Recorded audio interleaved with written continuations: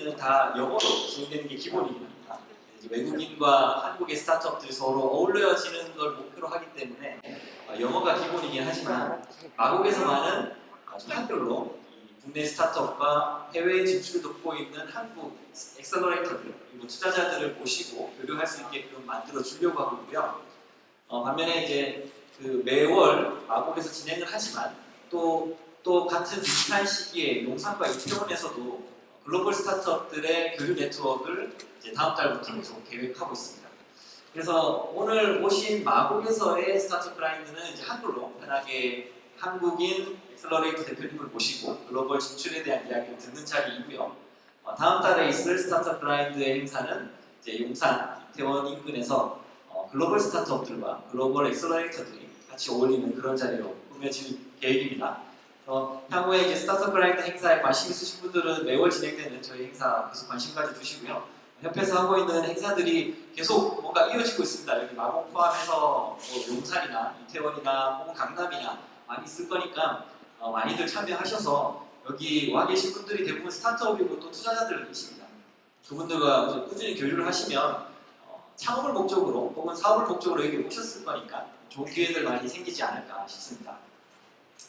네, 저희는 한국 엑셀러레이터 협회이고요. 사무국장 맡고 있는 공성현이라고 합니다. 반갑습니다. 네, 한국 엑셀러레이터 협회는 엑셀러레이터, 소위 이제 창업 기획자로 얘기하는 이 투자와 창업 보육을 전담으로 하는 초기 투자자들의 모임, 그분들이 가입하고 있는 협회입니다.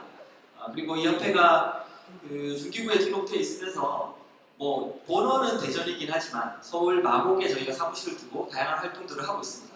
특히 저희가 이제 중점적으로 보는 건 스타트업과 엑셀러레이터 간의 교류, 이를 통해서 저희 엑셀러레이터들이 좋은 기업을 발굴하고 투자하고 그리고 성공을 같이 나누는 그런 그런 뭐 성과들을 좀 가지게끔 만드는 게 저희 협회의 주 목적이기도 합니다. 그런 의미에서 이제 스타트업 그라인드도 제가 이제 서울 디렉터를 맡아서 활동을 하고 있는 겁니다. 국내에 있는 여러 스타트업들이 글로벌 진출을 빼고는 국내 시장에서 생존하기는 당연히 힘들 거고요. 그렇기 때문에 글로벌과의 관계, 글로벌에서의 생존력을 높이기 위해서 글로벌 스타트업을 돕고 있는 엑셀러레이터들, 글로벌 현지에서 활동하고 있는 엑셀러레이터들을 꾸준히 저희 협회가 많이 어레인지하고 스타트업을 만나게끔 해주는 걸 목표로 하고 있습니다. 오늘은 어떻게 하면 베트남 시장을 잘 이해하고 진출할 수 있을까라는 주제로 저희 더 인벤션 랩의 김진영 대표님을 모셨습니다. 더 인벤션 랩은 엑셀러레이터이고요. 그리고 베트남에 꽤 오랫동안 비즈니스를 스타트업을 진출시키기 위해서 꽤 오랫동안 활동을 하셨습니다. 뭐 그 지난 몇 년이라면 코로나 때문에 조금 어려운 부분도 있긴 있었지만 다시 베트남에 기회가 열리고 있는 상황이고 무엇보다 글로벌 정세가 힘든 이 시점에 가까운 곳 베트남, 특히 동남아시아 이쪽 시장은 한마디로 굉장히 기회의 땅, 기회의 시장이지 않을까 싶은 생각이 듭니다. 오늘 엑셀러레이터이자 비즈니스의 이런 그 창업을 지원하는 비즈니스 전문가로서 우리 대표님을 모시고 좀 진솔한 베트남 시장 진출에 대한 전략들을 들어보고요. 그리고 한 1시간가량 이야기하시고 난 이후에는 제가 이렇게 자리에 이렇게 앉아서 편하게 얘기를 하면서 저희 질문 나오시는 것들 많이 이제 청취하면서 이야기를 좀 나누는 시간을 가지도록 하겠습니다. 그리고 그 질문이 많아야지만 이야기를 더 풍성하게 풀 수 있을 것 같습니다. 많이 질문해 주시고 궁금한 사항들 많이 던져주십시오. 물론 제가 여기서 모더레이터 형태로 이것저것 뭔가 이야기들을 끌어내긴 할 테지만 혼자서 또 옆구리일 수도 있으니까 많이 도와주십시오. 뒷부분에 저희 뭐 편하게 드실 수 있는 커피나 다과들도 준비했으니까요. 지루하지 않는 그런 시간이 되셨으면 좋겠습니다. 자, 그럼 더 인벤션 랩의 김진영 대표님 모시고 앞에서 좋은 강의 듣도록 하겠습니다. 박수로 환영해 주십시오.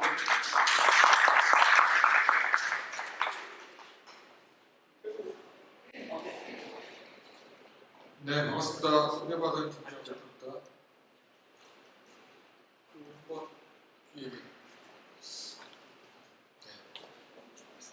네, 비가 많이 와서 저도 오기가 힘들었는데 먼 길 와주셔서 감사드리고요.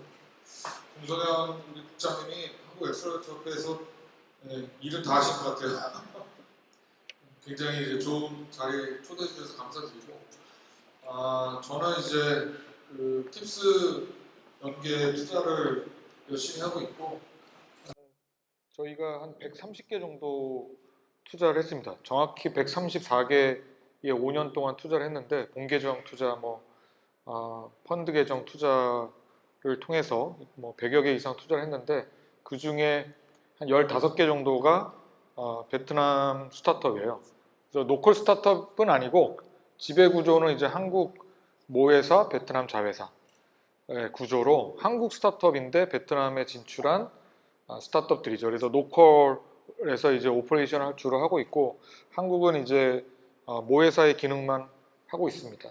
그런 구조를 짠 이유는 이제 엑싯 마켓이 아직 베트남이 조금 발달하지는 않아서 한국 투자자로부터 투자를 받고 한국에서 엑싯 구조를 만들기 위해서 일부러 이렇게 구조를 했어요. 나중에 이제 그런 부분들은 좀 테크니컬한 이슈이기 때문에 좀 설명을 드릴 거고요. 예, 뭐 저희는 어쨌든 열심히 지금 그 대기업 오픈 이노베이션 프로그램을 이제 운영하면서 스타트업을 연결하는 작업을 좀 하고 있고요. 일종의 오픈 이노베이션 펀드를 기업과 같이 만들어서 스타트업에 투자하고 연결하는 작업을 열심히 하고 있습니다. 뭐 그런 이런 저희 방법론에 대한 얘기고요. 저희 포트폴리오 드리고 이것도 다 넘어가고 잠깐만요. 이게 참 마음대로 막 움직이네. 잠깐만.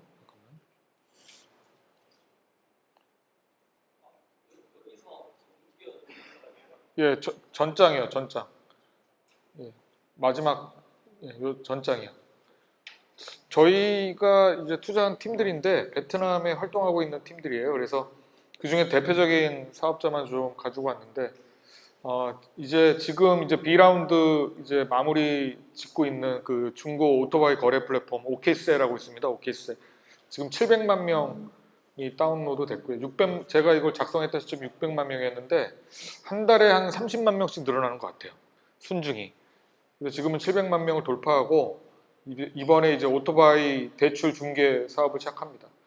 우리나라로 치면 이제 SK 엔카 같은 거고 베트남은 아시겠지만 뭐 제가 어저께 하노이 갔다가 어저께 들어왔는데 오토바이가 뭐 자동차입니다. 베트남 아시겠지만 그래서 뭐 오토바이가 생활에 뭐 없어서는 안 될 수단이기 때문에 한 가정당 뭐 두세 대씩 몰고 다니고 연간 거래되는 오토바이 중고 오토바이 거래 규모만 1,000만 대예요. 1,000만 대. 근데 아시겠지만 동남아시아가 대부분 그렇지만 이 COD라고 해서 캐시 온 딜리버리라고 해서 대부분 그냥 현금 박치기 문화입니다. 현금 박치기. 내가 물건을 받아야지만 돈을 주는 문화여서 중고 오토바이 거래도 대부분 오프라인에서 돈을 싸들고 동전이 없잖아요. 베트남은 다 이제 지폐를 이렇게 들고 다녀요. 지폐를 들고 다니면서 오프라인에서 되게 불편하게 그래서 내가 매물을 찜하는 것도 사실은 쉽지 않고 찜한 매물도 이제 누가 가로챌 수도 있는 거고 그래서 허위 매물도 필터링도 안 되고 오프라인에서는 이런 것들을 지금 오케이스가 어플리케이션으로 하고 있습니다. 그 다음에 이제 저희 대장주 중에 하나가 베트남의 야놀자라고 불리우는 이제 호텔 대실 예약 서비스 플랫폼입니다. 그래서 여기도 2030 내수 이제 커플들이 이제 많이 이용하고 있고요. 베트남에 가면 재밌는 게 여러분들은 이제 그 베트남을 주로 놀러 가지만 놀러 가면 대부분 아고다나 에어비앤비나 익스피디아닷컴을 써서 원나잇, 투나잇 스탠드를 하지만 베트남에 있는 이제 젊은 친구들은 사실 이제 2시간, 3시간 좀 이렇게 쉬거나 뭐 이제 친구들이랑 파티도 좀 하고 싶고 내 연인이랑 뭔가 이렇게 좀 쉬었다가 나오기도 싶은데 베트남이 그런 사실 문화적으로 그런 공간들이 잘 발달되어 있지는 않아요. 그래서 밤에 들어가면 그 공원에 가면 으슥한데 오토바이 세워놓고 커피 2잔 사놓고 오토바이 위에서 이제 여러 가지 일들이 일어나거든요. 이 젊은 연인 커플들이 그런 것들이 사실은 이제 고투조이에 의해서 조금씩 변화가 일어나고 있는 것이죠. 그래서 그런 4성급, 5성급 호텔이 아니라 베트남은 1성부터 3성급 호텔, 그러니까 우리나라 치면 모텔에 해당하는 그 숙박 시설들이 굉장히 많아요. 그리고 거기에 실제 오프라인에 가면 그 대실 예약 서비스 가격표가 다 있어요. 1시간에 2만 동, 뭐 예를 들면 2시간이면 한 5만 동, 5만 동에서 한 10만 동 받아요. 10만 동이면 이제 우리나라 치면 5천 원. 그래서 10만 동에 2시간 정도를 쉴 수 있는 그런 대실 예약 서비스들이 다 있는데 이런 것들을 한꺼번에 모아서 어플 형태로 제공해주고 있는 서비스가 없었던 겁니다. 그러니까 있을 만한데 없는 것들이 많아요. 예, 베트남에는. 그래서 고투조이가 그렇게 시작했죠. 지금 야놀자는 소프트뱅크 비전 펀드의 2조를 받은 굉장히 이제 유니콘 스타트업이 됐지만 한 7년 전, 8년 전에 야놀자가 모텔 대실 예약 서비스로 출발한 거 아시죠, 여러분? 네, 베트남의 야놀자라고 보시면 되고 지금 이제 100만 명 가입자를 돌파하고 월 거래액이 한 6억 정도 나오고 있습니다. 호텔은 계약된 호텔은 4천 개를 돌파했어요. 굉장히 빨리 성장하고 있는. 그래서 사실은 뭐 그런 서비스가 에어비앤비도 있고 뭐 익스피디아닷컴도 있고 아고다도 있고 너무 많은 거 아니야라고 생각할 수 있는데 시간제 대실 예약 서비스 플랫폼은 고투조이가 유일합니다. 그래서 저 시장을 고투조이가 들어가서 내수 고객 대상으로 만들다 보니까 이제 로컬 경쟁 사업자들도 조금씩 나오고 있는데 압도적으로 1등을 달리고 있다고 보시면 되고, 그 다음에 이제 베트남의 G마켓이라고 불리우는 고미라고 하는 저 업체가 우리나라 브랜드사들을 이제 화장품에서 출발했는데 지금은 컨슈머 프로덕트 구스 CPG라고 하죠. 공산품 거의 전체를 장악을 하고 있고 브랜드사랑 총판이랑 계약하는 게 아니라 한국의 브랜드사랑 직접 계약해서 입점한 형태로 입점몰 기반의 커머스로 현재 MAU가 월간 MAU가 약 380만 명 정도, 그래서 400만 명의 베트남 고객이 방문하는 입점 기반의 커머스몰로 성장하고 했습니다. 그래서 전체 베트남 이커머스 랭킹에서 20위권 안에 들어갔어요. 고미가. 라자다 소피가 뭐 1등, 2등을 달리고 있는데 한국 기업으로 사실 베트남 커머스 플랫폼 시장에 도전하기가 쉽지 않은데 상당히 잘하고 있습니다. 그래서 현재 뭐 성적도 괜찮고요. 그 외에 이제 리뷰티라고 이제 저희가 지금 키우고 있는 베트남의 화훼, 베트남 화장품 성분 분석을 10만 개 이상 해놓고 리뷰와 댓글 기반으로 이제 가품과 진품 정보 같은 것들을 다 판별을 해주고 커머스까지 연결해서 지금 진행하고 있는 사업자인데 여기도 이제 120만 명 돌파하고, 그다음에 베트남의 지그재그 또 이제 나왔습니다. 그래서 비박스라고 하는 팀인데 여기도 이제 패션 커머스를 시작했는데 꽤 빨리 성장하고 있어요. 그래서 저희는 주로 이제 베트남의 전략이 뭐냐면 한국에서는 이미 검증된 모델, 버티컬에서 검증된 모델인데 베트남에는 아직 도입되지 않은 모델들이 아직 조금 있습니다. 베이컨트 슬롯들이 좀 있어요. 물론 한 3년 정도 지나면 제가 보기에는 이제 그런 베이컨트 슬롯도 거의 없을 것 같아요. 한국은 이제 뭐 거의 대부분 버티컬 인더스트리별로 이런 플랫폼을 추구하는 스타트업들이 대부분 거의 다 나왔죠. 그리고 투자도 대부분 그 버티컬의 1, 2등 사업자는 투자를 다 받았는데 베트남은 여전히 기회가 좀 있습니다. 이런 버티컬 플레이어들이 나올 만한 룸들이 좀 있고, 하지만 로컬 플레이어들도 지금 빨리 성장하고 있기 때문에 사실은 좀 시장 선점 효과가 이제 한 3년 정도 지나면 이제 없어질 것 같아요. 근데 저희는 4년 전에 진출해서 공격적으로 그 한국에서 검증된 모델인데 베트남에는 없는 모델들을 한국인 CEO가 베트남 개발자 팀을 구성해서 현지에서 사업하고 있는 초기 팀들만 이제 발굴하기 시작한 거죠. 그래서 그 팀들한테 저희가 투자를 하고 구조는 이제 한국의 모회사로 세팅하고 베트남 투자청을 통해서 100% 외투법인으로 자회사 구조를 만드는 걸로 시작을 했습니다. 뭐 대부분 사실 로컬의 법인을 만들었던 팀들이었는데 이제 구조를 바꾼 거죠. 왜냐하면 뭐 나중에 설명드리겠지만 베트남은 로컬의 펀드가 거의 없어요. 로컬의 펀드가 없고 대부분 투자가 싱가포르, 미국 쪽에서 펀드들이 이제 투자를 하는 구조고 외국계 VC 펀드가 리드하는 시장이기 때문에 이 미상장 기업에 투자하는 전문 펀드가 로컬에는 거의 없습니다. 그리고 주식 시장도 아직 발달되어 있는 상태는 아니에요. 물론 이제 많이 커지고는 있어요. 한국처럼 베트남이 이제 롤 모델이 한국이기 때문에 주식 시장이 거기도 세 개예요. 한국에 코스피가 있고 코스닥이 있고 코넥스가 있듯이 베트남도 가장 큰 주식 거래 시장은 호치민 증시, 호치민 증권거래소가 있고 하노이 증권거래소가 있고 업컴이라고 해서 또 뭐 우리나라로 치면 코넥스랑 똑같은 그런 주식 시장이 존재하는데 얼마 전에 이제 합병을 했습니다. 호치민 주식거래시장이랑 증권거래소랑 하노이 증권거래소가 합병을 했어요. 그래서 베트남 증권거래소로 2021년 12월에 출범을 했는데 그 거래 시스템을 제공한 사업자가 누구냐? 우리나라 KRX입니다. 한국증권거래소의 시스템을 그대로 도입했어요. 근데 뭐 여전히 이제 호치민 증시가 가장 압도적으로 크고 그래서 스타트업도 저희가 베이스가 대부분 호치민 베이스가 많고요. 뭐 하노이 베이스가 조금 늘어나고 있긴 한데 계속 아마 하노이 베이스가 늘어날 것 같긴 해요. 얼마 전에 들어가니까 아무래도 호치민이 이제 자본주의 시장이었고 여러분도 아시겠지만 역사적으로 이 남북 전쟁이 일어나기 전에 호치민은 이제 사이공이었고 사이공이었을 때 자본주의 국가였고 예, 하노이는 이제 공산주의 국가였고 공산주의 국가가 사실은 통일한 거죠. 호치민이 통일하면서 사이공도 이제 호치민으로 바꾸고 원래 수도가 호치민이었다가 이제 90년대 초반에 하노이로 수도를 옮긴 겁니다. 그러면서 지금은 압도적으로 하노이 중심으로 개발하고 있어요. 호치민은 사실은 이제 경제 중심지기가 상하이 같은 느낌이고 북경이 어떻게 보면 이제 하노이인데 이번에 들어가서 보니까 확실하게 하노이 중심으로 개발을 하고 있더라고요. 계획 도시로.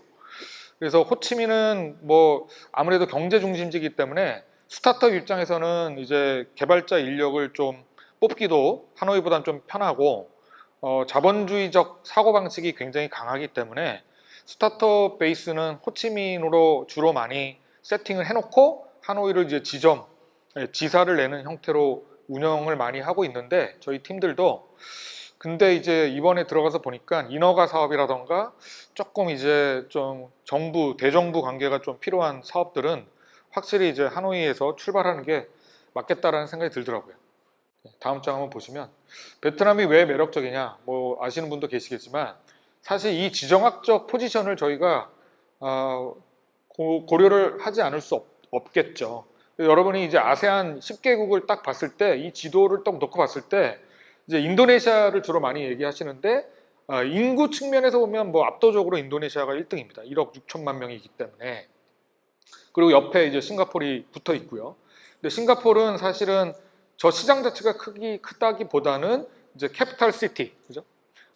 아세안 국가로 진출하는 헤드쿼터들이 다 싱가포르에 자리 잡고 있기 때문에 싱가포르를 거점으로 대부분 삼고 있기 때문에 중요한 거죠. 모든 VC들이 싱가포르에 이제 VC 라이센스를 받아서 싱가포르에 VC 암을 만들고 베트남에는 노컬 지사를 만들어서 일종의 심사역들이 노컬에 있는 거지 실제로 펀드, 투심이의 투자 승인이 의결이 되면 돈은 다 싱가포르에서 베트남으로 쏘는 구조화되어 있다고 보시면 되고 한국의 VC들도 마찬가지로 싱가포르에 암을 만들고 베트남에 심사역들이 근무하는 오피스를 두고 베트남 로컬 스타트업을 이제 일종의 셀렉션 하는 거죠. 하지만 픽업을 하지만 실제로 돈은 다 싱가포르에서 싱가포르 펀드에서 돈이 이제 쏴지는 그런 구조라고 보시면 됩니다. 또는 미국에서 직접 들어오든지. 근데 이제 그 아래쪽은 이제 사실 인도네시아는 너무 많은 스타트업들이 존재하고 슈퍼앱도 이제 그랩을 중심으로 많이 존재하고 있죠. 그래서 한국 스타트업이 들어가기에는 인도네시아 시장은 굉장히 힘든 시장이고 말레이시아도 사실 녹록치 않아요. 그리고 인구 수도 그렇게 많지 않고. 그러니까 이제 남부 쪽 아세안 국가는 좀 들어가기가 쉽지 않은데 이제 북부 쪽으로 가게 되면 이제 베트남을 중심으로 쪼개져 있습니다. 베트남 옆에 태국 옆에 미얀마, 그리고 베트남 이제 오른쪽으로 캄보디아랑 라오스가 이제 존재하고 있습니다. 필리핀은 조금 약간 다른 특성이 있는 것 같아요. 필리핀은 좀 예외로 하고 북부 아세안 국가의 핵심은 결국 베트남을 중심으로 태국, 미얀마, 라오스, 캄보디아 정도인데 캄보디아, 라오스는 베트남의 롤모델이에요. 심지어 캄보디아에 있는 학생들이 베트남으로 유학 갑니다. 이해가 안 되실 건데, 그래서 베트남은 오히려 통신사 비에텔 같은 경우에는 캄보디아, 라오스에 이미 진출했어요. 그래서 베트남은 어떻게 보면 캄보디아, 라오스를 자기네 이제 바운더리라고 생각하는 측면이 있고, 태국은 사실은 그래서 베트남을 장악하면 캄보디아, 라오스도 진출하기가 좋아요. 한국 스타트업 입장에서. 근데 태국 같은 경우에는 일본이 아무래도 오랫동안 진출해서 장악하고 있는 리틀 도쿄로 불리지 않습니까? 사실. 그래서 한국 스타트업이 진출하기가 태국이 만만치가 않고, 미얀마는 군부 쿠데타 일어나면서 진입하기조차 불가능해. 그러니까 사실 베트남 빼고 마땅히 동남아시아 시장에 진출할 만한 국가가 별로 없어요. 예. 그리고 그렇다고 인도네시아 직접 들어가기에는 쉽지 않고, 네트워크가 없으면. 그래서 베트남을 중심으로 저희도 좀 바라보게 된 이유가 있고, 또 베트남의 장점 중 하나가 한국 기업에 대한 선호도가 좀 높습니다. 다른 아세안 국가 대비 한국 기업에 대한 선호도가 높고, 삼성전자가 그 베트남 법인이 공장 생산 기지를 이전하면서 대규모로 이제 고용 창출을 하다 보니까 대우도 좋고, 그래서 한국 열풍이 불기 시작했고, 뭐 최근에 이제 박항서 감독이 또 2연패를 하면서 아세안 그 축구 그 연맹에서 2연패를 하면서 거의 국민 영웅이네요, 국민 영웅. 그러다 보니까 한국에 대한 기본적인 분위기가 나쁘지 않은 그런 상황에서 한국 스타트업이 진출해서 현지 내수 시장에 서비스 플랫폼으로 뭔가 이 물꼬를 뜨기가 상당히 좋은 상황이다라고 이제 얘기할 수 있을 것 같습니다. 두 번째는 도시화율인데, 베트남이 왜 동남아시아의 맹주국이냐면 도시화율이 가장 빨라요. 가장. 그래서 인도네시아나 말레이시아는 섬나라 국가이기 때문에 시장 밀집도라던가 이 육류로 사실은 이 풀필먼트가, 그러니까 배송, 물류와 배송 시스템이 발달하기가 되게 쉽지가 않아요. 굉장히 파편화돼 있고. 그래서 이 섬나라 국가의 한계가 분명히 있는데, 베트남은 남북으로 긴 육로가 발달돼 있어요. 그리고 시장 밀집도가 높은 도심이 도시 지역이 굉장히 빨리 성장하고 있다는 겁니다. 그래서 도시화율이라고 하는 게 뭐냐면 지금 이제 30% 수준이라고 얘기됐는데, 우리나라 같은 경우에는 도시화율이 100%가 넘어갔죠. 포화죠. 서울 경기 쪽은 이제 도시화율이 거의 100%에 달할 정도로 과밀 지역인데, 호치민 하노이만 하더라도 도시화율이 40%도 안 돼요. 아직까지 60%의 업사이드가 있는 겁니다. 그러니까 1%가 증가한다는 얘기는 뭐냐면, 위성 도시가 100만 명, 1%가 증가할 때마다 100만 명의 유입 효과가 있는 거예요. 그러니까 한마디로 얘기하면 여전히 부동산 개발의 여지가 너무나 많은 지역이 베트남이고, 그러니까 뭐 끊임없이 이제 부동산이 올라가고 있는 건데, 40%밖에 안 됐기, 30% 수준이기 때문에 2025년까지 이 도시 지역에 960개에서 1000개를 추가로 확보해서 도시화율을 45%를 달성하겠다는 얘기예요. 그만큼 이제 위성 도시가 많아지고 있고, 1시간에서 1시간 반 사이 거리에 하노이와 호치민에서 새로운 도시가 계속해서 만들어지고 있다고 보시면 됩니다. 그러다 보니까 이 도시화율이 굉장히 빨리 증가하고 있다 보니까 유망하게 부상할 수밖에 없는 영역들이 이런 프롭테크 영역, 그다음에 실제 이제 도시가 만들어지는 게 이제 부동산만 올라가면 되는 게 아니라 인프라가 들어가야 되잖아요. 거기에 젊은 부부들이 이제 빚을 내서라도 집을 사는 게 하나의 꿈이기 때문에, 지금 이제 베트남의 이제 젊은 친구들을 만나면요, 특히 이제 결혼을 앞둔 이제 예비 부부들 만나면 이들의 꿈이 뭐냐면, 과거에 우리나라 이제 80년대, 70년대처럼 자동차 한 대 있으면 좋겠다. 오토바이 말고 자동차. 그 다음에 아파트 한 채, 내 이름으로 된 아파트 한 채 있으면 좋겠다. 이게 꿈이에요, 꿈. 그래서 왕창 은행에서 빚을 지고 아파트를 사는 게 요즘 유행입니다. 그만큼 이제 부동산 시장은 계속해서 끊임없이 커질 거고, 그렇게 되면 이제 젊은 세대들이 육아나 돌봄, 그다음에 건강관리, 디지털 헬스케어 쪽, 그다음에 결제, 핀텍, 왜냐하면 전자상거래 시장이 계속해서 커질 수밖에 없고, 그다음에 거기에 들어가는 리테일 테크도 커질 수밖에 없죠. 그리고 프랜차이즈 사업이 또 잘 돼요. 베트남에서. 그리고 이런 온디맨드 딜리버리 서비스라던가 뷰티나 패션 영역, 이런 영역들이 도시화율이 진전되면 진전될수록 필요로 할 수밖에 없는 서비스 영역이기 때문에 동반 성장할 수 있을 가능성이 여전히 크다라고 보여집니다. 다음 장. 예. 베트남은 어쨌든 매력적인 부분에서는 그런 지정학적 포지션과 한국에 대한 선호도가 높고 도시화율이 가장 어떤 다른 동남아시아보다 빨리 진전되고 있기 때문에 거기에 부대 인프라 서비스로서의 이 성장 가능성들이 다분히 존재한다라고 이제 말씀을 드렸고, 거기에 이제 외국인 직접 투자 비중도 상당히 이제 늘어나고 있죠. 이 다음 장에 보시면요, 한국이 사실은 싱가포르 다음으로는 가장 많은 이 Foreign Direct Invest, 그러니까 외국인 직접 투자가 일어나고 있는 국가라고 보시면 될 것 같아요. 이미 일본을 앞질렀습니다. 근데 재미난 건 뭐냐면 싱가포르가 아무래도 그 펀드들이나 저 사모펀드부터 패밀리 오피스가 있다 보니까 동남아시아 전체 투자를 싱가포르를 중심으로 헤드쿼터, 그러니까 뭐 그 사모펀드 헤드쿼터나 패밀리 오피스에서 당연히 이 베트남을 일종의 이머징 마켓으로 보고 투자를 많이 해요, 당연히. 근데 싱가포르를 제외하고 다른 그 인접 국가에서 가장 많이 투자를 하는 국가가 어디냐면 한국입니다. 이미 한국. 그래서 한국이 이런 신규 프로젝트 건수라던가 증액 투자 프로젝트, 증액 투자라고 하는 것은 작년에 투자를 했는데 이 프로젝트에 계속해서 증액하면서 이 사이즈를 계속 키우고 있는 프로젝트의 건수가 압도적으로 많아요, 우리나라가. 그 다음에 M&A나 주식 매입 건수도 압도적으로 제일 많습니다. 그래서 저런 신규 프로젝트 건수나 증액 투자 프로젝트 건수나 M&A 건수를 보면 사실 총 투자액 대비 싱가포르보다 작을 뿐이지, 건수 측면에서 보면 굉장히 여러 영역에서 활발하게 일어나고 있다, 한국이. 그만큼 베트남에 대한 관심이 한국 기업들이 굉장히 많다라고 보여지고, 사실 뭐 저희도 4년 전에 들어갔을 때는 저 정도는 아니었는데 이제 한국 기업의 베트남 투자가 사실 여러 경로로 일어나면서 이게 꼭 VC가 로컬 펀드에 로컬 스타트업에 투자하는 건수뿐만 아니라 한국 대기업이나 중견기업이 베트남에 직접 진출하는 사례가 굉장히 눈에 띄게 늘어나고 있다, 이렇게 이제 보시면 좋을 것 같아요.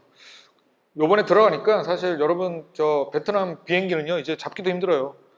한 달 이전에 잡으면 잡을 수도 없어요. 저 인천공항에 가면 딱 세 라인이 이제 북적북적한데 괌, 태국, 그러니까 여행 가시는 분들과 일 때문에 가시는 분들이 딱 구별이 되는데, 베트남 라인은 비엣젯 에어던 베트남 에어라인이던 아시아나던 대한항공이던 다 만석이에요. 다 만석이고 들어온 주중 주말 필요 없이 다 만석이고, 그리고 베트남 분들도 왜 이렇게 많은지 모르겠어. 베트남 분들도 들어가신 분들도 많고 나오는 분들도 많고, 그래서 야, 베트남이 정말 이제 그 격리 면제, 그러니까 들어갈 때 아무것도 필요 없거든요. 더 좋은 거는 나갈 때 사실 원래 그 비자를 받아야 됐었는데 단수 비자를 받았어야 되는데 지금 비자가 필요 없어요. 15일 이내에 있을 거면 그냥 무비자이기 때문에 여권만 있으면 됩니다. 아무것도 필요 없어요. 여권이랑 비행기 티켓만 있으면 그냥 다 들어갈 수 있다 보니까 그런 이제 베네핏도 있는 것 같아요. 그리고 나올 때는 PCR 검사가 아니라 신속 항원 검사만 하면 됩니다. 신속 항원 검사도 뭐 가격도 그렇게 비싸지 않아요. 하노이는 한 10,000원 정도 들고, 역시 호치민이 이제 출장 검사를 하는데 출장 검사 한 4만 원 정도 합니다. 4만 원 정도. 그러니까 내가 있는 호텔로 간호사가 와가지고 코 쑤시고 바로 이제 음성 나오면 그 네거티브 증명서를 줘요.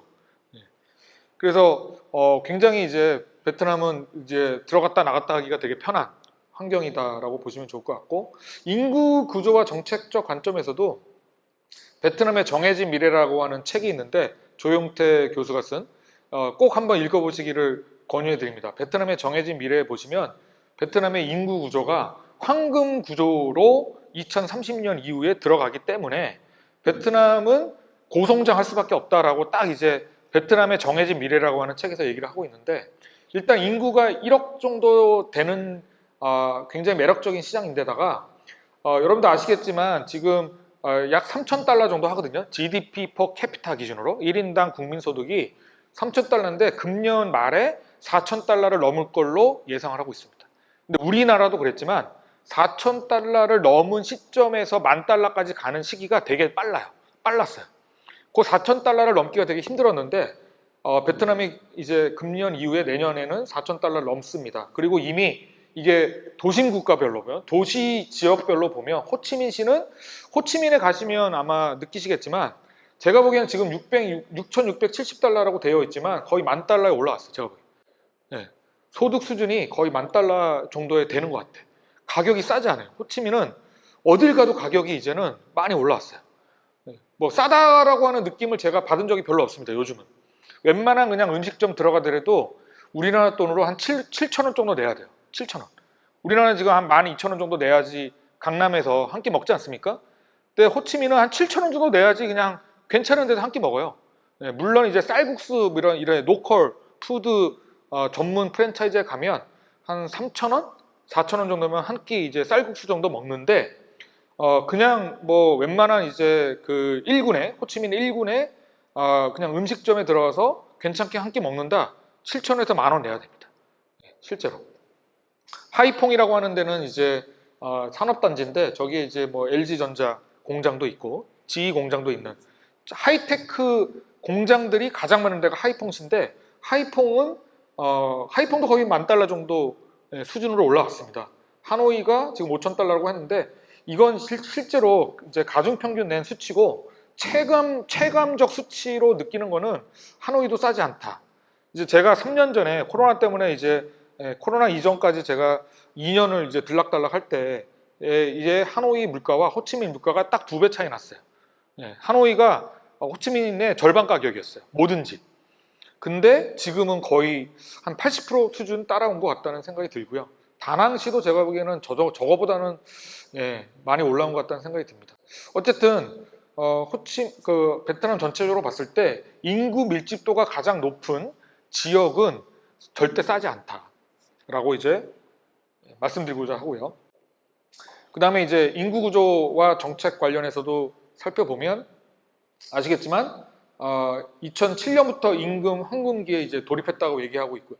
이 인구 황금기가 뭐를 의미하냐면 2명 혹은 그 이상의 인구당 부양해야 할 인구가 1명에 불과한 인구 구조를 황금 구조라고 얘기합니다. 이제 우리나라는 이제 인구 제한기에 돌입하죠. 인구 제한기. 인구 제한기는 뭐냐면 2030년 이후부터 우리나라 인구 구조는 어떻게 되냐면 14세 이하의 인구가 14% 정도밖에 안 되고요. 60세 이상의 인구가 67%예요. 60%를 넘어가. 2030년부터. 그러면 이제 자라나는 세대들이 이제 거의 전체 인구의 절반 이상을 부양을 해야 돼. 이게 이제 인구 제한으로 들어가는 거예요.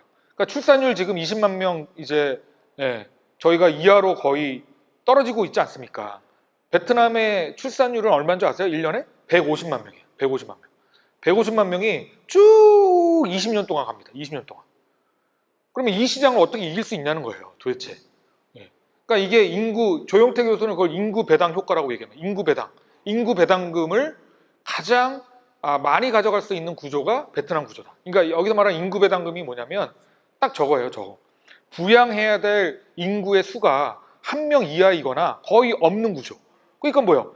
내가 돈을 벌면 나를 위해서 다 쓰는 인구 구조가 된다는 거야. 부양해야 될 인구가 극히 드문 구조일수록 사실은 어떻게 보면 소비가 진작되고 사실은 경제 성장률이 높을 수밖에 없잖아요. 근데 내가 번 돈의 절반 이상이 세금으로 나가야 되거나 또는 부양해야 될 이 노인 인구를 먹여 살릴 이제 비용으로 내가 내야 된다고 생각하면 되게 이제 굉장히 이제 디프레스한 사회가 되는 거지.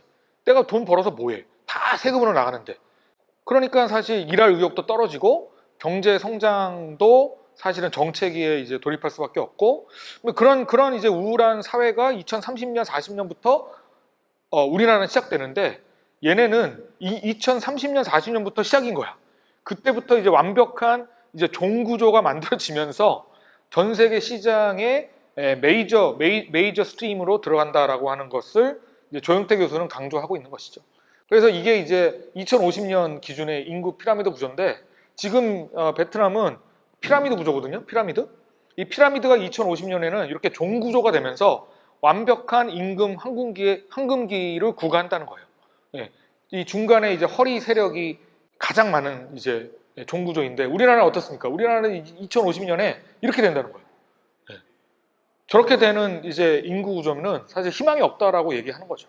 그러니까 60대, 50대 이상의 구조가 제일 많아. 나머지가 경제 활동, 인구가 이제 없어지기 시작하는 구조에서는 사실은 뭐 희망이라고 하는 게 이제 있을 수가 없는 거죠. 그러니까 정부에서도 이제 다문화, 그러니까 해외에서 사실 사람을 더 들어올 수밖에 없고, 그래서 조영태 교수가 이제 인구 정책을 이제 베트남 정부를 대상으로 5년 동안 인구 정책 자문위원으로 근무하셨던 분이세요. 서울대 보건대학원의 교수고, 저도 이제 여러 번 만나면서 그분의 해안을 많이 듣는데, 이 양반이 얘기한 것은 베트남은 인구 구조학적 측면에서 인구 배당 효과가 가장 높은 나라이기 때문에 그 인구 배당 효과를 우리나라가 어떻게든 가져올 수 있는, 쉐어할 수 있는 구조를 빨리 판을 짜야 된다는 거예요. 그래서 항상 얘기하는 게 뭐냐면, 베트남에 진출할 때 대부분의 대기업은 생산기지를 이전한다라고 하는 것만 이제 생각한다는 거예요.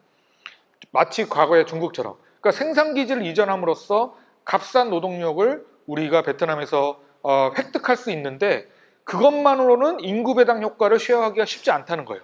인구 배당 효과를 적극적으로 쉐어하려면 어떻게 해야 되느냐? 내수 소비 시장으로 들어가야 된다는 거예요. 그러니까 삼성전자 베트남 법인이 거기서 고용 창출을 10만 명 이상을 하고 있지만, 거기에 들어간 이유는 값싼 노동력과 베트남 중앙정부가 세제 혜택을 50년을 줬어요. 50년. 땅을 무료로 분할을 해주고 법인세 감면을 50년 동안 보장을 했기 때문에 들어간 거예요. 그래서 대신에 10만 명의 고용 창출 효과를 일으키고 있죠. 근데 실제로 베트남에서 만든 삼성전자 휴대폰이 베트남에서 팔리느냐? 물론 팔리죠. 팔리는데 전 세계에 수출하기 위한 생산 공장을 거기에 만든 거일 뿐이라는 거예요. LG전자도 마찬가지고, 효성도 마찬가지고. 대부분 생산 기지를 이전한 거지, 베트남의 가장 저런 경제 활동력이 높은 세대들을 타겟으로 서비스나 또는 내수 시장에 들어가려고 대기업이 노력하고 있지는 않다라는 거예요. 그러면 어떤 효과가 있냐면, 나중에 저런 베트남이 정말로 경제 성장률이 GDP per capita가 2만 달러, 3만 달러에 들어가는 그 시점에 오히려 다른 나라한테 인구 배당 효과를 뺏기고 우리는 할 게 별로 없어진다. 지금부터 사실 내수 고객들을 대상으로 한 서비스나 제품들을 기획하고 만들어야 되는데, 그런 부분들에 대해서는 아직도 한국의 대기업은 베트남을 생산기지 이전 국가 정도로 생각하고 있는 게 조금 아쉽다, 이런 얘기를 하더라고요. 그래서 이제 거꾸로 이제 제가 이제 조영태 교수한테도 얘기했던 게, 스타트업은 그렇지 않지 않느냐, 스타트업은 반대다. 저희가 투자했던 스타트업들은 타겟이 누구냐면 베트남의 내수 고객, 베트남의 내수 고객을 대상으로 하나의 플랫폼을 만들어서 진출한 케이스이기 때문에, 오히려 이런 플랫폼, 이런 서비스 플랫폼이 이제 성장을 하게 되면 베트남 내수 시장에서 성장을 하는 거기 때문에, 이 내수 시장에서 성공하는 경우에 오히려 베트남의 이런 GDP per capita가 늘어나고 베트남의 인구 구조, 경제 활동 인구가 저렇게 튼튼하게 지게 됐을 때 오히려 이 인구 배당 효과의 일부를 한국이 가져올 수도 있겠다. 그런 이제 이야기들을 뭐 나눈 적이 있었습니다. 자, 지금부터는 이제 본격적으로 베트남 스타트업에 대한 이제 투자 동향인데요. 되게 재미난 이제 자료인데, 이 자료는 이제 두벤처스랑 베트남 정부기관인 NIC에서 공동으로 이제 출간한, 매년 이제 애뉴얼 리포트를 발행하는데, 금년 6월에 이제 발행한 작년도 말 기준의 자료라고 보시면 돼요. 전년도 기준 자료를 금년에 발표하니까요. 근데 이제 작년도까지 보면 이게 투자 건수예요.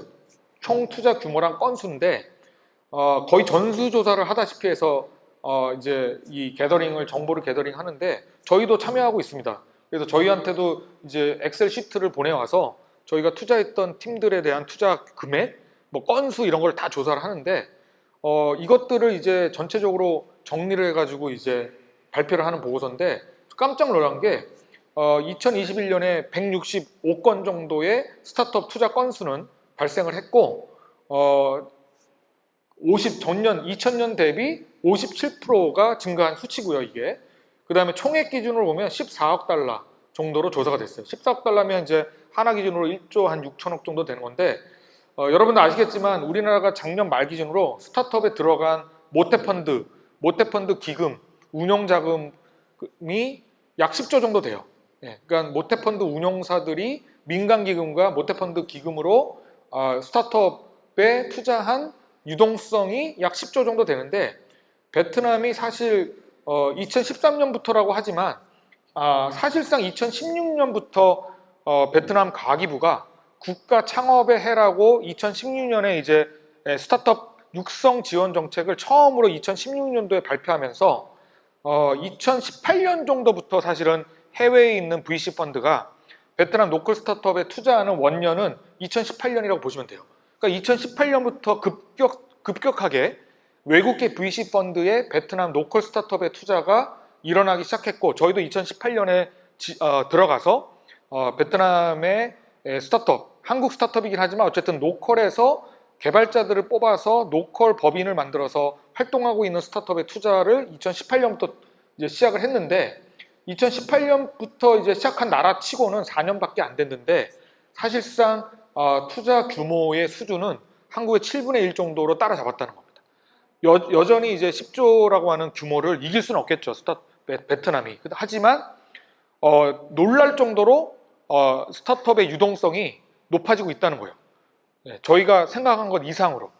저는 이 자료를 보고 그래서 뭐 한 3천억에서 4천억 정도 뭐 투자가 되지 않았을까 정도라고 예상했는데 훨씬 뛰어넘고 거의 1조 6천억 정도가 베트남 스타트업으로 이제 VC의 자금이 들어갔다라고 하는 게 좀 특이할 만한 상황이고 그 중에서 이제 새로운 유니콘 스타트업이 2개나 작년에 나왔습니다. 그게 스카이 마비스라고 하는 회사고요. 한 3조 정도. 그다음에 이제 모모가 이제 이 유니콘 스타트업으로 등기됐어요. 스카이 마비스는 여러분도 아시는 그 블록체인 NFT 이제 P2E 플레이 투 언 게임을 만든 엑시 인피니티라고 하는 게임을 만든 회사가 스카이 마비스예요. 모모는 이제 모모페이로 유명한 결제 서비스 사업자입니다. 다음 장 보시면. 근데 재미난 건 뭐냐면요. 이 165건의 스타트업 딜 중에서 1,000만 달러 이상 중대형 딜 규모가 거의 82%에 도달한다는 거예요. 그래서 저렇게 작은 규모가 큰 거예요. 그러니까 제가 처음에 볼 때는 165건밖에 안 되는데 1조 4천억, 6천억 정도의 자금이 유동성이 확보됐다는 얘기야? 그러면 한 건당 도대체 규모가 얼마나 크길래 라고 했는데 아니나 다를까 1,000만 달러 이상 딜들 위주로 베트남은 일어나고 있다는 겁니다. 그 얘기는 뭐냐면 초기 투자는 사실상 일어나지 않고 있고 중대형 딜 중심으로 베트남은 일어나고 있다. 이제 그 이유는 뭘까라고 이제 좀 생각을 해보면 사실 저도 이제 로컬 초기 스타트업에 투자를 좀 해보려고 했는데 아직까지는 이제 관리 감독 이슈가 좀 있고 왜냐하면 이게 굉장히 젊은 친구들이어서 인투지애스틱하고 굉장히 이제 패션도 있고 열정도 있고 뭔가 열심히 하려고 하는 건 있는데 전체적으로 이 비즈니스 에식이라던가 이제 뭔가 대기업 조직에서 있다가 나와서 스타트업을 만든 것도 아니고 그냥 대학 졸업하자마자 이제 스타트업을 한 친구들이 워낙 많다 보니까 뭐 2, 3억 투자를 받아서 그 투자된 자금을 어떤 계획적으로 이 자금 플랜을 쓰는 게 아니라 그냥 있으면 있는 대로 쓰고 없으면 또 투자 받으러 다니고 이런 게 이제 너무 이제 성행하다 보니까 이 자금을 투자하고 나서 관리 감독이 안 되는 거예요. 제가 옆에서 그냥 들어가서 관리 감독을 하지 않으면 사실 돈을 어디다 썼는지도 알 수가 없고 보고도 잘 안 되고 그러다 보니까 검증된 스타트업 중심으로 이제 연합으로 이제 일어나는 거죠. 베트남도 이제 뭐 우리나라도 마찬가지지만 우리나라도 시리즈 B부터는 뭐 A 라운드도 마찬가지인데 A 라운드부터는 절대로 단독으로 VC 한 곳에서 투자를 하지 않습니다. 리드 VC가 딱 앞장을 서고 이 리드 VC를 중심으로 연합으로 3, 4개가 뭉쳐서 50억에서 100억이 들어가고 그다음에 B 라운드부터는 이제 리드 VC가 달라지죠. 리드 VC가 달라지고 5개, 6개가 또 연합으로 또 500억, 1000억 들어가고 이렇게 우리도 중대형 딜은 5개, 6개가 뭉쳐서 들어가듯이 베트남도 똑같다라고 보시면 돼요. 베트남도 이런 중대형 딜들은 리드 VC가 있고 이제 리드 VC를 중심으로 5개, 6개가 모여서 연합으로 클럽 딜 형태로 들어가는 딜들이 워낙 이제 더 많아지고 있다는 겁니다. 그런 딜을 중심으로 외국계 VC 펀드들도 좋은 스타트업들에 과감하게 투자하는 이 성향이 거세게 일어나고 있다라고 보시면 좋을 것 같고, 나머지 그러면 이제 이런 소형 딜, 그러니까 초기 투자들은 주로 예를 들면 그 초기 투자를 담당하는 몇 개 펀드들이 있어요. 예를 들면 500 스타트업, 우리나라도 500 스타트업닷컴이 있지 않습니까? 근데 베트남에도 500 스타트업 베트남이 있어요. 그렇게 이제 엑셀러레이터 레이어에서 뭐 베트남 실리콘밸리라든지 비자라든지 뭐 이런 이제 초기 펀드만 전문적으로 운영하는 베트남 내 활동하는 엑셀러레이터들이 소액 투자를 좀 하는 거죠. 5천만 원에서 1억 정도를 이제 소액 투자를 하는 그쪽 이제 마켓이 좀 따로 있고, 거기서 검증된 딜들 중심으로 연합으로 투자하는 중대형 딜들 중심으로 베트남은 좀 일어나고 있다라고 보시면 좋을 것 같습니다. 다음 장 보시면, 그리고 주요 투자 영역인데, 요 주요 투자 영역도 제일 오른쪽에 보시면 요 증감률이 있거든요. 증감률을 보시면 이제 전년 대비 금년에 작년 2000년 대비 2021년 기준으로 급격하게 투자가 늘어난 영역들이 보이실 거예요. 그래서 빨간색은 이제 감소한 영역이고, 초록색으로 갈수록 증가한 영역인데, 압도적으로 엔터테인먼트 게이밍 쪽 시장에 투자가 굉장히 많이 일어났습니다. 그게 엑시 인피니티가 빵 터지면서 이제, 그리고 코로나 때문에 집에 아무래도 베트남이 락다운을 6개월을 했어요. 6개월. 아무데도 못 나가게. 그러다 보니까 집에서 게임, 그러니까 뭐 넷플릭스 같은 게임 컨텐트, 디지털 컨텐트를 이용하거나 엔터테인먼트 컨텐츠를 이용하거나 게이밍 할 수 있는 뭐 그런 상황이 이제 코로나 때문에 주어지다 보니까 저쪽 시장에 대한 투자가 굉장히 많이 일어났고, 그 다음에 이제 헬스케어 쪽 건강관리, 건강에 대한 이제 요쪽 영역이 굉장히 많이 투자가 많이 됐고, 그 다음에 이제 562% 에듀케이션, 교육 쪽, 비대면 온라인 교육 서비스들이 굉장히 많이 투자가 일어났던 해이기도 했습니다. 그 다음에 이제 페이먼트, 리테일은 기본적으로 300% 이상 이제 투자가 증감이 됐고, 그리고 뭐 좀 마이너스를 기록한 게 저런 인플로이먼트, 그러니까 HR, SaaS형 솔루션들은 조금 많이 이제 후퇴가 됐고, 로컬 서비스들이 좀 많이 망했죠, 코로나 때문에. 그다음에 트래블, 하스피텔리티 당연히 이제 코로나 때문에 직격탄을 받으면서 투자가 급감한 반면에 이제 비대면으로 뭔가 주문을 하거나 또는 정보를 캐치업하거나 엔터테인먼트나 컨텐트 영역들은 굉장히 빨리 성장했고, 거기에 결제 수단이 들어가야 되니까 결제 수단으로서 페이먼트, 그리고 온라인 비대면 전자상거래 시장이 커지다 보니까 리테일 영역, 이런 쪽 영역들이 상대적으로 투자를 많이 받았다라고 보시면 좋을 것 같습니다.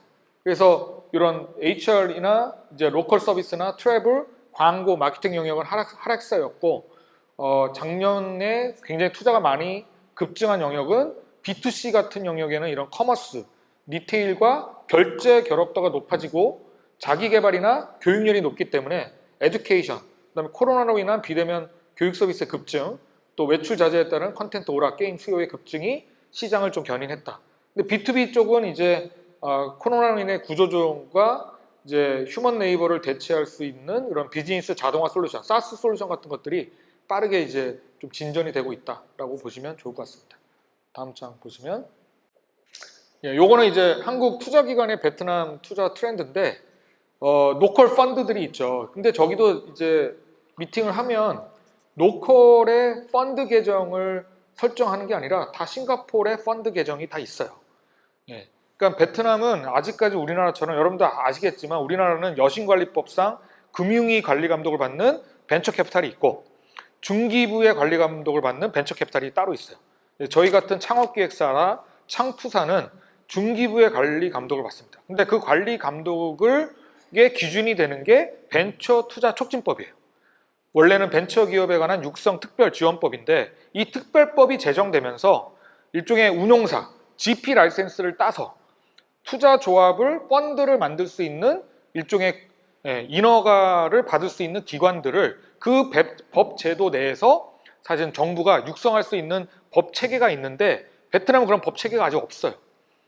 그러다 보니까 저희가 베트남 내에서 로컬 펀드를 만들려면 뭔가 일정한 인허가나 절차가 필요한데 그런 게 없어. 그런 게 없다 보니까 일단 주식을 저희가 인수를 해야 되잖아요. 주식을 인수하려면 보통주를 인수하던 우선주를 인수하던 뭔가 인수함에 따른 적정한 어떤 기본적인 어떤 정책들이 있어야지 그 정책에 준해서 저기 스타트업도 투자하고 할 텐데 아직 베트남 중앙정부에서는 마땅히 이제 국가 창업의 해라고 해가지고 2016년에 스타트업에 대한 세제 혜택 정도만 이제 육성 지원책으로 발표를 해놓고 실제로 그 스타트업의 유동성을 공급하는 벤처 캐피탈 사이드를 육성하는 정책은 아직 없다라고 보시면 됩니다. 그러니까 구조를 어떻게 짜냐면 싱가포르에 대부분 펀드를 설정해 놓고 싱가포르에서 돈을 쌓여.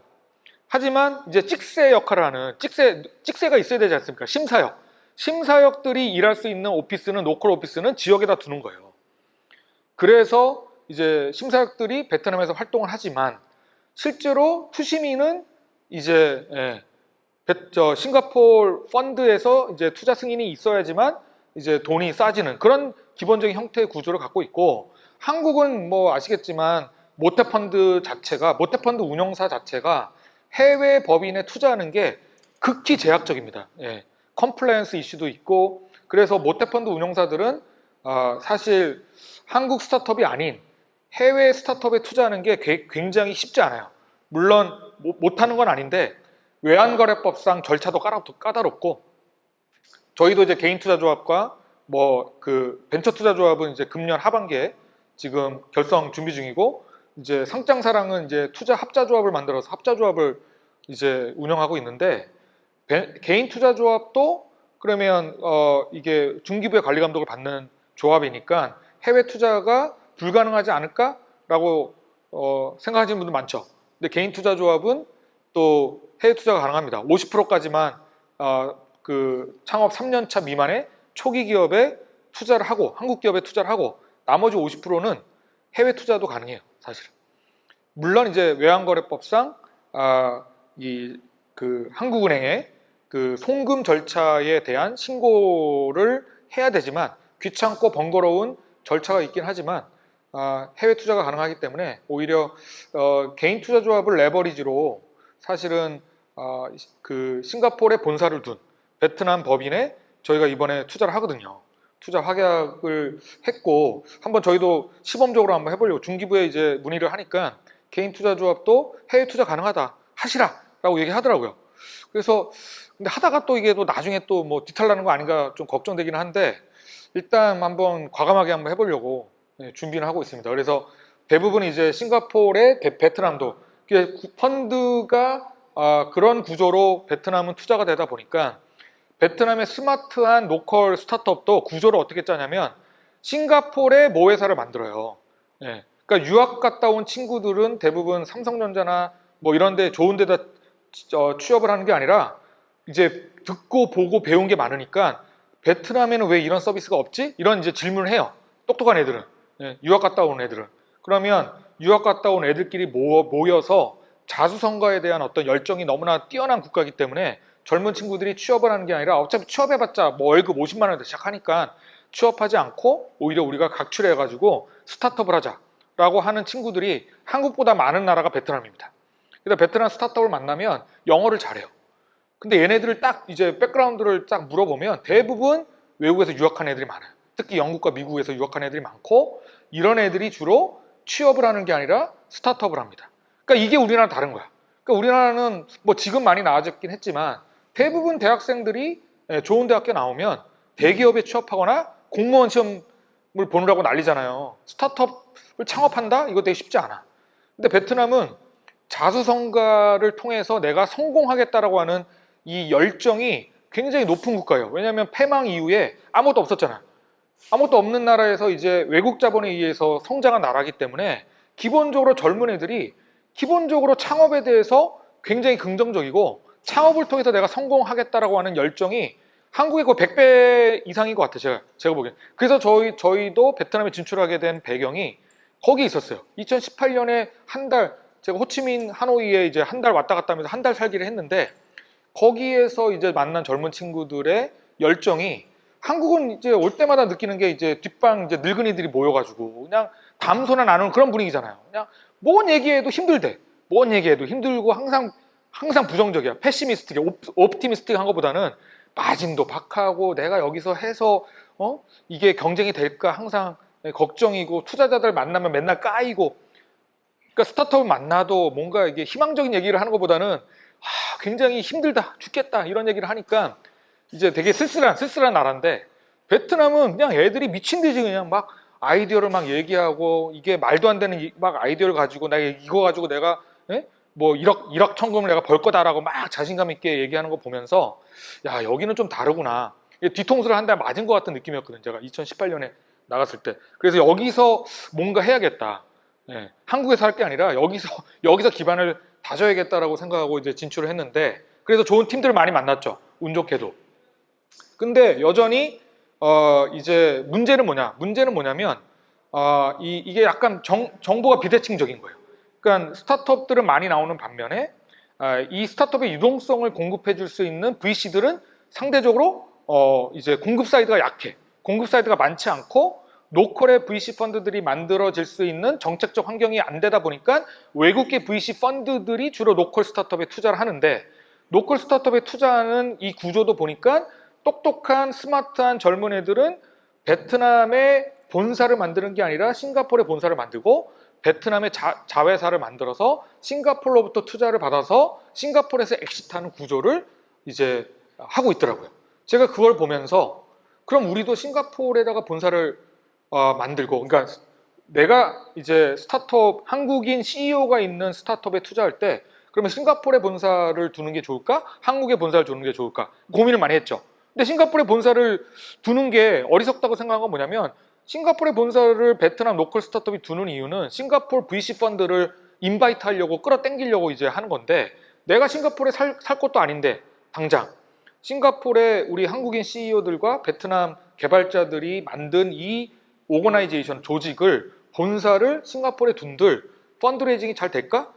차라리 저희의 네트워크들이 있는 한국에다가 모회사를 두고 한국에서 엑시트 하자라고 이제 구조를 짜기 시작한 거죠.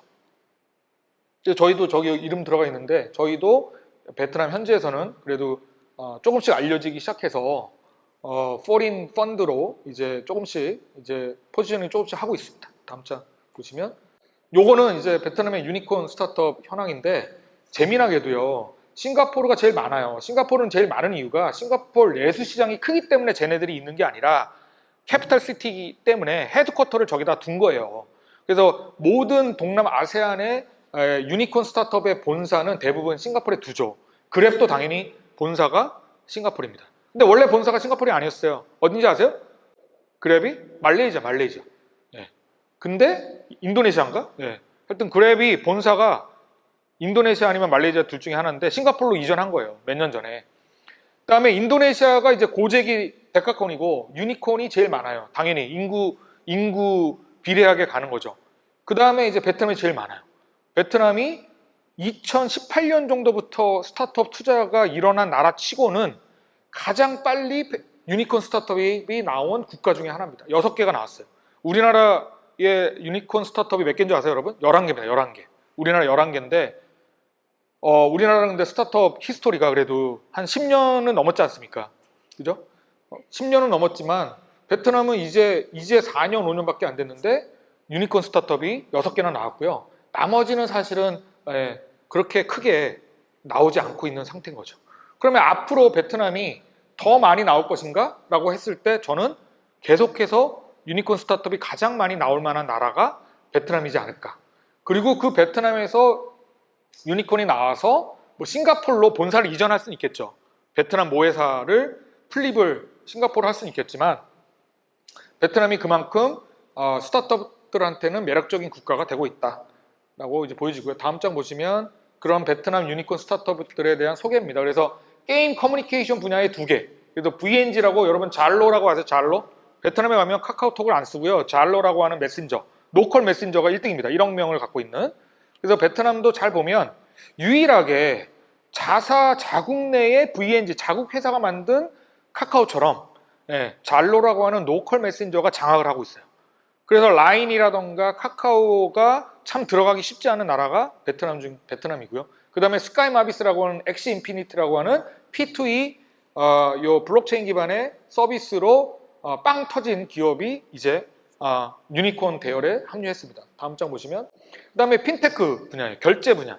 결제 분야에서 두 개가 나왔어요. 모모라고 하는 모모 결제, 그 다음에 VM페이라고 하는 이제 소프트뱅크에서 투자한 이제 결제 회사가 두 개가 올라가 있습니다. 그래서 젊은 친구들도 최근에는 이 COD에서 이제 선결제를 이런 충전형 모바일 월릿 기반의 페이를 통해서 하고 있습니다.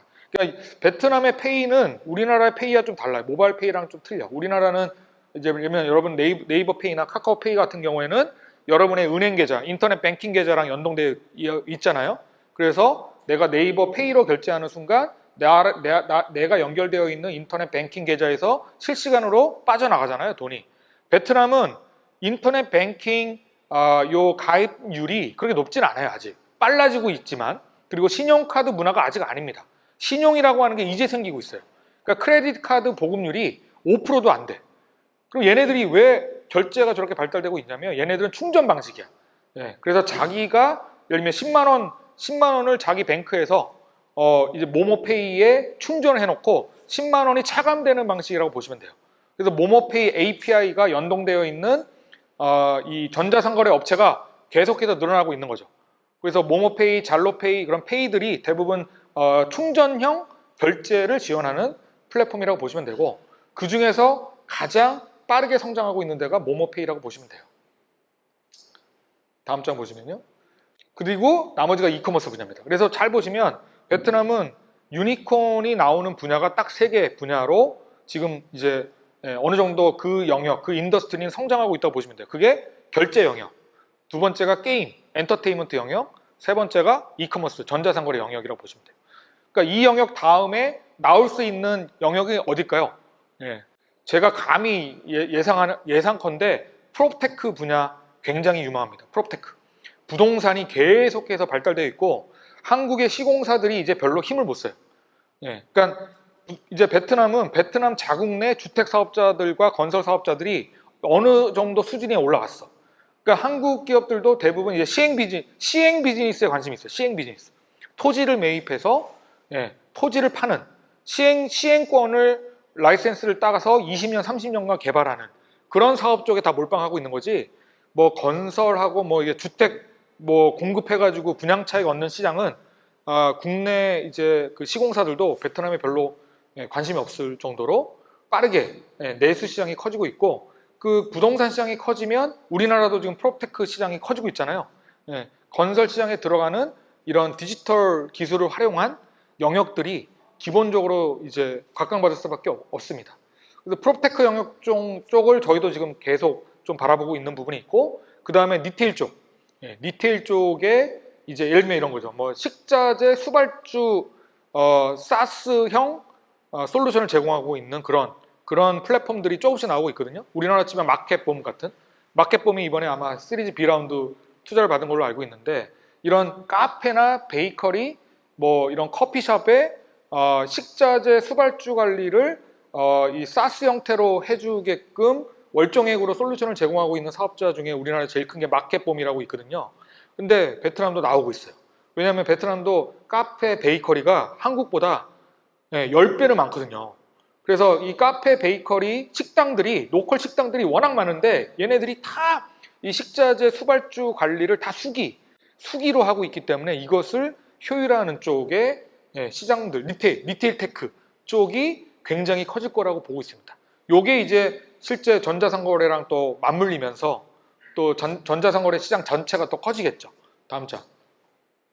요거는 이제 베트남도 이 스타트업 이제 생태계가 제법 우리나라처럼 커지고 있다라고 하는 얘기입니다. 그래서 라운드별로 시드, 프리 A 라운드, 뭐 시리즈 A 라운드에 포지셔닝 하고 있는 회사들부터 그난 베트남 뭐 베이스드 펀드, 엔젤, 엑셀러레이터, 인큐베이터, 뭐 벤처 빌더 뭐 이런 식으로 굉장히 세분화돼서 베트남도 스타트업 생태계에 이래 유동성을 공급하는 사업자들이 굉장히 세그멘테이션 돼서 나오고 있다. 이렇게 생각하시면 될 것 같고 이게 좀 예상보다 빨리 확산되고 있다는 거예요.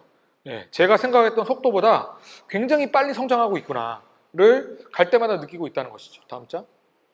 예, 스타트업 진출 전략. 자, 이거는 그냥 커먼 센스로 좀 알고 있을 필요가 있는데 베트남은 중국과 좀 달리 외국인 투자 회사를 100% 자회사 구조로 만들 수가 있어요.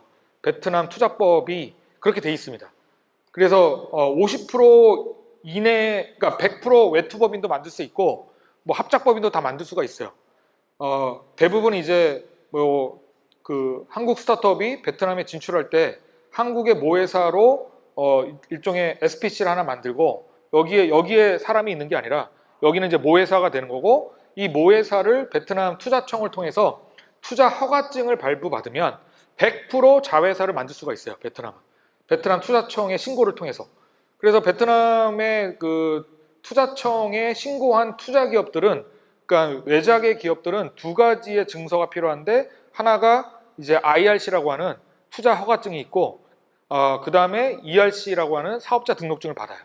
이 두 개를 받아야지만 이제 외자법인으로서 베트남에서 활동할 수 있고 특히나 그 스타트업 같은 경우에 스타트업이라고 하면 업종을 딱 제한시키고 있는데 전자상거래 업종, 소프트웨어 개발 뭐 이런 거는 이제 스타트업 업종이라고 해서 이 업종에 한해서는 굉장히 많은 혜택을 외자의 기업에도 주고 있습니다. 예를 들면 전자상거래나 소프트웨어 업종으로 외자의 기업으로 등록이 되면 부가세 면제 혜택을 3년 동안 주고 있어요. 실제로.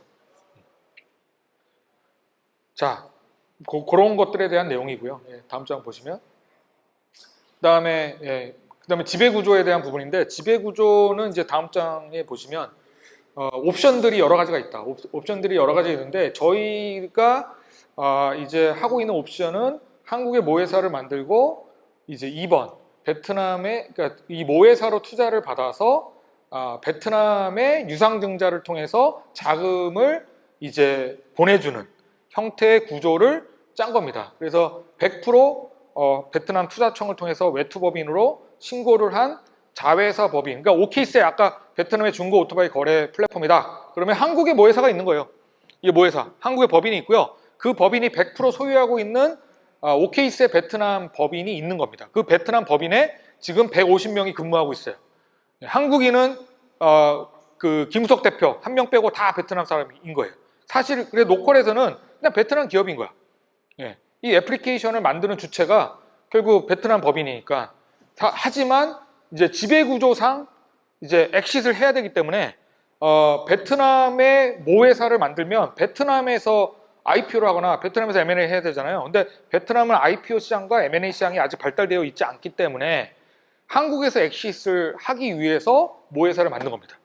네. 그리고 그 모회사로 이제 투자를 저희가 한 거죠. 그리고 후속 투자도 기관 투자자들이 모회사로만 하는 거예요. 그러면 얘네들은 이제 어떻게 하느냐? 얘네들의 자금 조달은 모회사에서 자금 조달을 해주는 거예요. 예, 유상증자 형태로 자본금 증자를 하는 거죠. 어차피 100% 갖고 있다 보니까 이제 자기 자본 증자를 하는 거예요. 그래서 여기서 20억을 증자한다. 그럼 액면가로 20억어치만큼 보통주를 발행하고 모회사가 그 보통주를 인수를 해주는 거죠. 해주면서 자본을 조달해주는 방식으로 하고 있는 거라고 보시면 됩니다. 그리고 A라운드 이전까지는 이제 연결 재무제표를 연결 안 하다가 이제 기관 투자자 라운드부터는 이제 연결을 하기 시작해요. 그래서 재무제표적으로도 베트남에서 매출 이익이 발생하면 다 한국 재무제표에 반영을 시켜서 한국 기업의 기업 가치를 올리는 겁니다. 그럼 이런 질문들을 하세요. 그러면 베트남 자회사로도 투자도 받을 수 있는 거 아닌가요? 베트남에서 잘하고 있으면 베트남에 있는 외국계 펀드들이 한국 모회사보다는 요 베트남 자회사에 투자를 하고 싶지 않을까요? 라고 하는 질문들을 할 수 있겠죠. 근데 그런 경우에 투자를 받아야 될까요? 안 받아야 될까요? 자회사가 투자를 안 받는 게 좋습니다. 왜? 기업 가치가 상이해지니까. 그러니까 결국 연결 재무제표로 연결을 해서 한국에서 엑시트해야 되는데 자회사가 투자를 받아버리면 예를 들면 오케이스는 지금 거의 천억 밸류인데 1000억짜리 회사가 됐는데 자회사가 100억 밸류의 투자를 받게 되면 사실은 이제 양쪽을 모두 다 엑시트 해야 되는 거야. 얘도 엑시트해야 되고 얘도 엑시트하는 구조를 만들어야 되는데 한국의 기본적인 매출 파이프라인은 이제 자회사에서 나오다 보니까 사실은 자회사가 다른 상이한 밸류로 투자를 받게 되면 이 엑시트 할 수 있는 구조가 깨지기 때문에 이 자회사로 투자를 받는 거는 굉장히 극히 조심해야 됩니다. 기업 가치를 이제 관리를 해야 되기 시작해야 되거든요.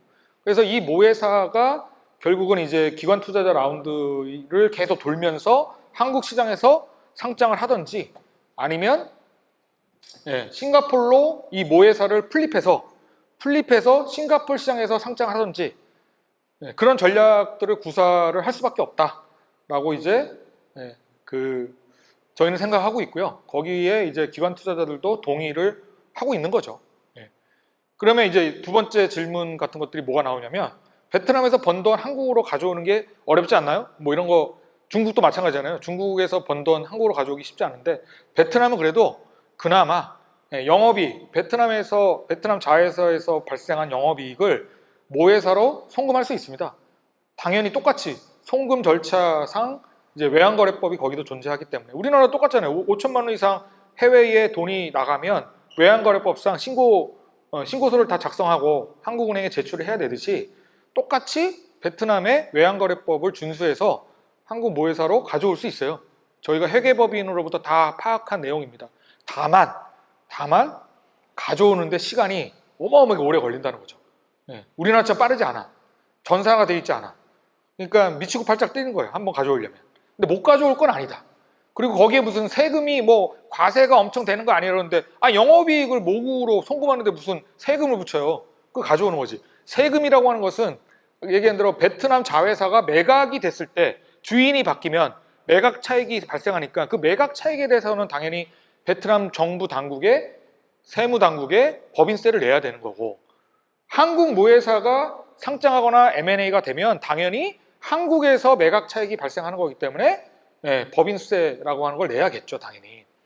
근데 양국에 모두 내야 되는 거 아닙니까? 양국에 모두 안 내는 겁니다. 이중 그래도 과세, 이 방지 조약이 양국 간에 체결이 돼서 어느 한쪽에서 발생한 매각 차익에 대해서만 그 해당 국가에서 처리를 하면 되는 거예요. 근데 저희는 한국에서 조금 더 엑시트하기가 좋은 구조이기 때문에 한국에서 엑시트하자. 하지만 사업은 베트남에서 한다라고 하는 전략을 갖고 가는 겁니다. 그러니까 저희도 지금 이제 곰이나 오케이세나 고투조이 같은 이제 시리즈 B 라운드 레이어에 들어간 팀들이 이제 세 개가 나온 거예요. 3년, 4년 만에 3개가 나온 건데 그들이 어떤 구조로 엑시트하는지가 저희한테 그래도 되게 중요해요. 저한테도.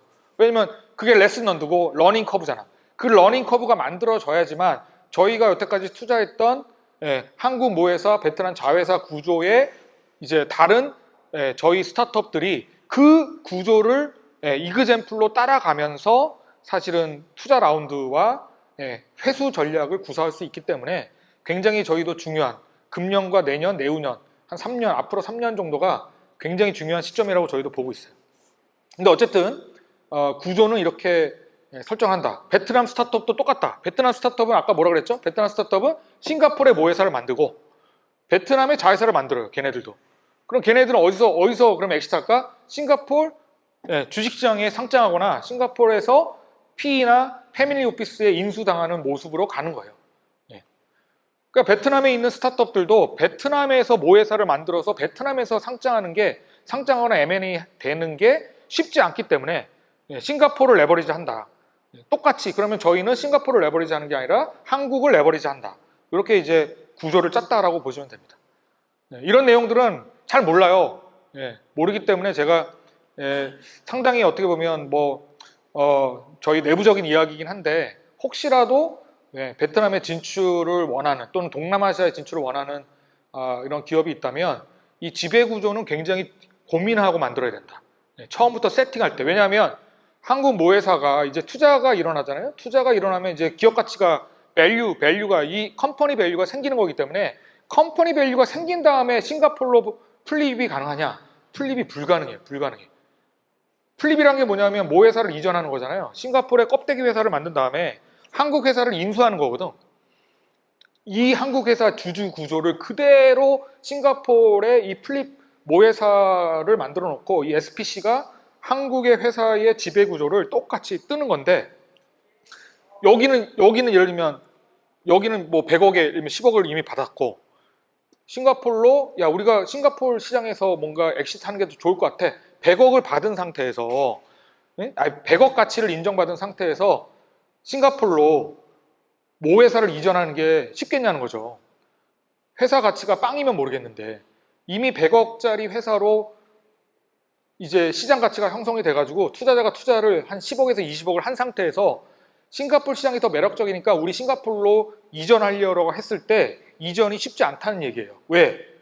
그 100억의 가치에 준하는 가치로 싱가포르 SPC가 인수를 해야 되기 때문에 현금으로 기존의 지배 구조 그대로. 그러면 한국에 있는 투자자들은 어쨌든 인수가 당하는 거기 때문에 매각 차익에 대한 또 과세, 뭐 법인세라던가 과세들을 굉장히 이제 많이 내고 이제 싱가포르로 이전해야 되기 때문에 싱가포르로 사실은 모회사를 플립한다라고 했을 때 가급적 기관 투자자 라운드 이전에 빨리 옮겨야 됩니다. 안 그러면 이전을 못해요. 싱가포르로 이전하기가 쉽지가 않아요. 그래서 이제 채택하는 방법이 뭐냐면 중간 지주회사를 만드는 거예요. 중간 지주회사. 그래서 예를 들면 뭐 이런 거죠. 오케이세라고 하는 회사가 베트남에서 중고 오토바이 거래를 하고 있지만 사실 오토바이 시장, 중고 오토바이 시장이 더 많은 나라는 인도네시아입니다. 인도네시아로 진출하고 싶어. 그리고 심지어는 나중에 태국까지 진출하고 싶어. 동남아시아 한 3개국에 오케이세 지사를 만들고 싶은데 그러면 이제 어떤 게임을 해야 되냐면 차라리 싱가포르로 모회사, 한국 모회사를 싱가포르로 이전해서 아세안 3개국, 4개국의 자회사를 만들어 놓고 싱가포르 주식시장에서 상장하거나 아니면 사모펀드로부터 인수당하는 게 낫지 않겠어? 이렇게 생각할 수 있잖아요. 왜냐면 베트남만 할 게 아니라 다른 아세안 국가도 할 것 같으면 싱가포르이 훨씬 더 매력적일 수 있죠. 근데 오케이세는 그렇게 할 수가 없어요. 왜? 이미 밸류가 꽤 높아졌기 때문에 투자를 너무 많이 받았기 때문에 풀립 자체가 안 돼. 세금을 너무 많이 물어야 돼. 몇십억을 세금을 내야 돼. 그러니까 기존에 있는 투자자들 입장에서는 그렇게 할 수가 없는 거죠. 그러니까 생각할 수 있는 옵션이 뭐냐면 중간 지주회사를 하나 만들어 놓고 이 중간 지주회사를 한국 모회사가 100% 지분을 갖고 있는 거죠. 그리고 이 중간 지수 회사 밑으로 이제 로컬에 있는 자회사들을 옮기는 거예요. 오히려 얘네들을 플립하는 거죠. 얘네들을 이 중간 지주 회사의 밑으로 사실은 넣는 구조로. 그래서 태국의 이제 태국 법인, 뭐 인도네시아 법인도 중간 지주 회사 밑에 두고 저 중간 지주 회사를 상장시키는 전략. 한국 모회사는 그대로 두고. 그래서 싱가포르에서 회수하는 전략. 뭐 이런 것도 이제 고려해 볼 수 있다는 겁니다. 그러니까 이 부분은 되게 테크니컬한 이슈이기 때문에 만약에 동남아시아에서 내가 뭔가 어쨌든 창업자의 궁극적인 골은 내가 열심히 5년에서 10년 열심히 일해서 내가 갖고 있는 보통주의 가치, 그러니까 보통주잖아요. 이제 창업자들은 내가 갖고 있는 이 보통주의 가치를 극대화해서 그래도 10년 동안 열심히 대기업에 다니는 내 친구보다 뼈와 그냥 이를 다 갈아 넣어서 내가 10년 후에 내가 갖고 있는 주식의 가치를 상장 또는 M&A를 통해서 사실 회수하는 거잖아요. 그렇기 때문에 창업자가 열정을 가지고 일을 하는 거죠. 근데 자칫 잘못하면 해외 진출이라고 하는 게 이 지배구조 자체를 초기에 세팅을 잘못해서 낭패를 보는 경우가 굉장히 비일비재하게 발생한다는 거예요. 그래서 이런 부분들은 초반에 이제 경험 있는 투자자들과 좀 논의해서 지배구조를 세팅하는 것도 굉장히 중요하다. 베트남 쪽은 제가 그래도 경험이 좀 있기 때문에 좀 베트남에 진출하고 싶다 그러면 한번 연락을 주시면 조언을 좀 드릴 수 있을 것 같습니다. 다음 장 보시면 마지막인데 결국 뭐 한국 스타트업의 글로벌 시장 진출 측면에서 매력적인 국가라는 것을 부인할 수가 없습니다. 보세요, 여러분. 중국 지금 사실 들어가기 쉽지 않죠. 미국 사실 뭐 영어 안 되면 일단 까이고 그죠? 인맥과 학연과 지연이 더 발달된 나라가 미국입니다, 사실. 그리고 유럽 개별 국가별 접근이 용이하지 않고 복잡하다. 그럼 남은 나라는 사실 지역은 아세안 국가밖에 없어요. 근데 아세안 국가 모두가 사실 우리의 타깃이 아니다. 싱가포르는 이제 거점 지역이고 말레이시아, 인도네시아 잘 모르겠어요. 그러니까 일단 경쟁이 심해. 그나마 북부 아세안 국가 중에서 대장주가 누구냐? 예, 베트남밖에 없다. 그래서 저희도 이제 베트남을 찍은 거고. 그리고 아까 인구 구조와 시장 밀집성, 예, 시장 밀집도 지정학적 포지션을 봐야 됩니다. 그러니까 시장 밀집도가 굉장히 높고 육류로 배송과 물류 체계가 그나마 발달된 나라가 베트남이에요. 캄보디아, 라오스 너무 힘들어. 인구도 적고. 태국 굉장히 쉽지 않은 나라죠. 일본이 장악하고 있고. 미얀마 들어갈 수도 없어. 그러니까 베트남이 그나마 매력적인 아세안 국가라고 보고 있고, 그리고 10년, 20년을 놓고 볼 때 핵심 마켓이 가장 크게 성장할 여력을 보유하고 있습니다. 물론 태국 그 주식시장이 작진 않죠. 하지만 태국에서 엑시트한 사례를 제가 본 적이 없어요. 외국계 기업이. 그래서 그리고 태국은 태국 내 대기업들이 굉장히 많이 발달돼 있어요. 업종별로. 그나마. 그래서 오히려 이 베트남 주식시장이 앞으로 10년, 20년을 놓고 볼 때 한국 주식시장만큼 클 확률이 높다. 그러니까 코스닥 마켓이 이제 발달되겠죠. 코스닥처럼 이제 그 스타트업이 상장할 수 있는 마켓이 저는 10년 후 정도면 베트남도 열릴 것이다 라고 보는 거고, 그때는 뭐 한국 모회사 베트남 자회사 구조가 아니라 베트남에 그냥 독립법인을 만들어서 베트남 시장에 상장하는 전략을 구사할 수 있다라고 저는 생각이 됩니다. 그 다음에 이제 리스크를 해지할 수 있는 다양한 하지만 고민이 필요한, 그러면 저희가 하다 보니까 이게 아무래도 이게 전략적으로도 되게 중요한데, 한국인 CEO, 스타트업 CEO가 초반에는 되게 먹힐 수 있지만 발전된 국가에서 왔고 선진화된 어떤 경험을 갖고 있다 이렇게 할 수 있지만, 이제 좀 잘 되면요 이 시샘이 당연히 작동이 돼요.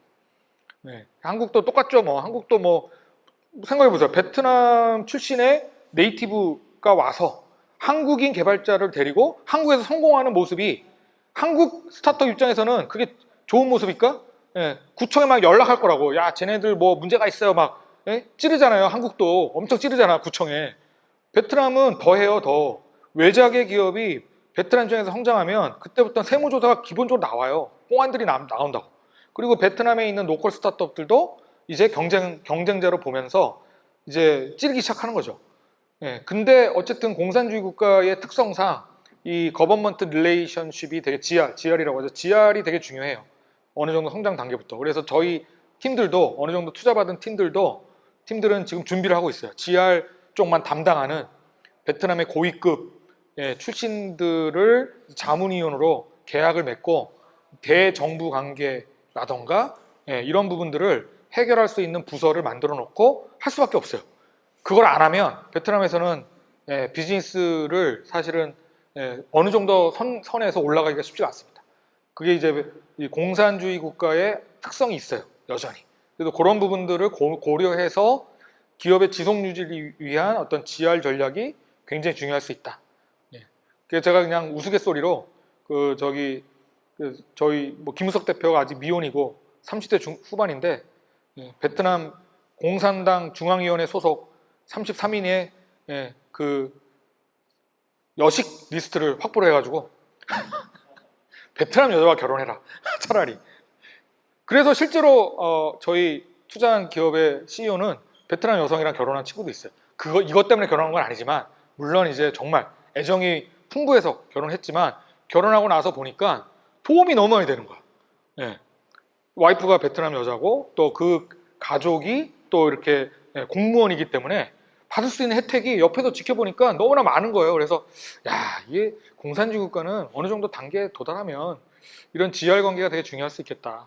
또 그런 생각을 또 요즘 하면서 하여간 한국 시장만큼 다이내믹하지만 또 고려해야 될 요소도 많은 나라다라고 말씀드리면서 마치고자 합니다. 감사합니다. 고맙습니다. 저희 원래는 이렇게 의자 갖다 놓고 좀 이야기하면서 마무리를 좀 할까 했는데 시간도 시간이고 하니까 질문을 받으면서 좀 마무리하겠습니다. 혹시 오신 분 중에 발표한 내용 포함해서 좀 더 궁금하신 거 있으신지 질문 있으시면 질문 편하게 좀 주시겠습니까? 제가 우선은 당장 질문이 안 나올 걸 예상해서 몇 개 한번 질문을 드려보면, 베트남에도 우리나라처럼 창업 지원 정책이란 게 있나요? 사실 우리나라가 굉장히 잘 돼 있는데. 베트남은 과기부가 주도하고 있습니다. 우리나라 중기부가 주도하는데 거긴 과학기술부가 주도하고 있습니다. 우리나라도 과기부랑 중기부랑 약간 경쟁 측면인데 거기는 과기부가 이제 그 베트남 그 스타트업의 육성 정책을 총괄하고 있다고 보시면 돼요. 그러면 뭐 R&D 지원 뭐 이런 거 네, 다. 예. 걔네 이제 프로젝트 811이라고 해가지고 지원 정책을 법률로 아예 시행령을 만들었어요. 예, 그래서 세제 혜택, 부가세 면제 혜택 뭐 이런 것들을 다 발표를 했죠. 외자 기업도 상관없이 다 예, 외자 기업도 스타트업으로 업종이 등록되면 부가세 면제 혜택을 받을 수가 있습니다. 네. 베트남의 자회사를 만들고 개발자를 가장 빨리 확보하는 방법이 있나요? 그 저기 나가실 계획이 있으신 거예요, 대표님은? 예, 뭐 평소에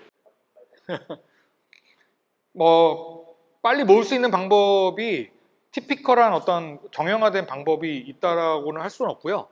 그래도 한국보다는 개발자를 뽑기가 한국보다 어렵진 않습니다. 왜냐하면 베트남 정부에서도 그 예를 들면 백화대라던가 그 하노이 이 공과대를 중심으로 교육과정 그러니까 프로그래머를 육성하기 위한 사실 시책들이나 교육과정들을 많이 내놓고 있어서 개발자들 풀이 좀 많아지고 있긴 해요. 네, 그 선호도가 높고. 근데 문제는 뭐냐면 초급 개발자들이 상당히 풀이 많은 반면에 중급 이상 고급 개발자 풀은 사실 거의 많지는 않아요. 그래서 저희도 처음에 사실은 개발자를 뽑을 때 베트남 개발자를 뽑고 CTO로 뭔가 이렇게 포지션을 한 다음에 개발을 해봤는데 수준이 그렇게 높게 나오진 않더라고요. 그래서 작전을 변경해서 한국인 CTO를 영입하고 그 밑에 이제 R&D 팀을 베트남 개발자들로 구성하는 전략을 지금 세웠죠. 세웠다가 이제 투자가 이제 일어나니까 이제 예를 들면 똑같아요. 거기도 모모페이에 있었던 친구, VM페이에 있었던 이제 10년 차 정도의 개발자를 CTO급으로 이제 데려오는 전략을 현재 구사하고 있습니다. 네. 베트남의 법인을 설립할 때 아무래도 활동은 대외적인 활동이 좀 뭔가 활발하게 일어나는 것 같은 스타트업의 생태계가 좀 더 잘 마련된 것은 호칭처럼 보이긴 하는데 정책적 결정이나 이런 거는 네, 하노이 맞아요. 그렇기 때문에 법인을 하노이 쪽에다 세우는 게 맞을런지 아니면 그건 업종을 잘 구분을 하셔야 돼요. 업종이 굳이 내가 인허가 라이센스가 필요 없는 사업인 경우에는 호치민이 오히려 인력 구하기가 더 쉽습니다. 그리고 호치민에 주로 SI 업체들이 로컬 SI 업체들이 많아요. 지금 뭐 대표님 제가 좀 더 추가 조언을 드리면 베트남은 오프쇼링 SI 업체가 어마어마하게 많이 늘어나고 있어요.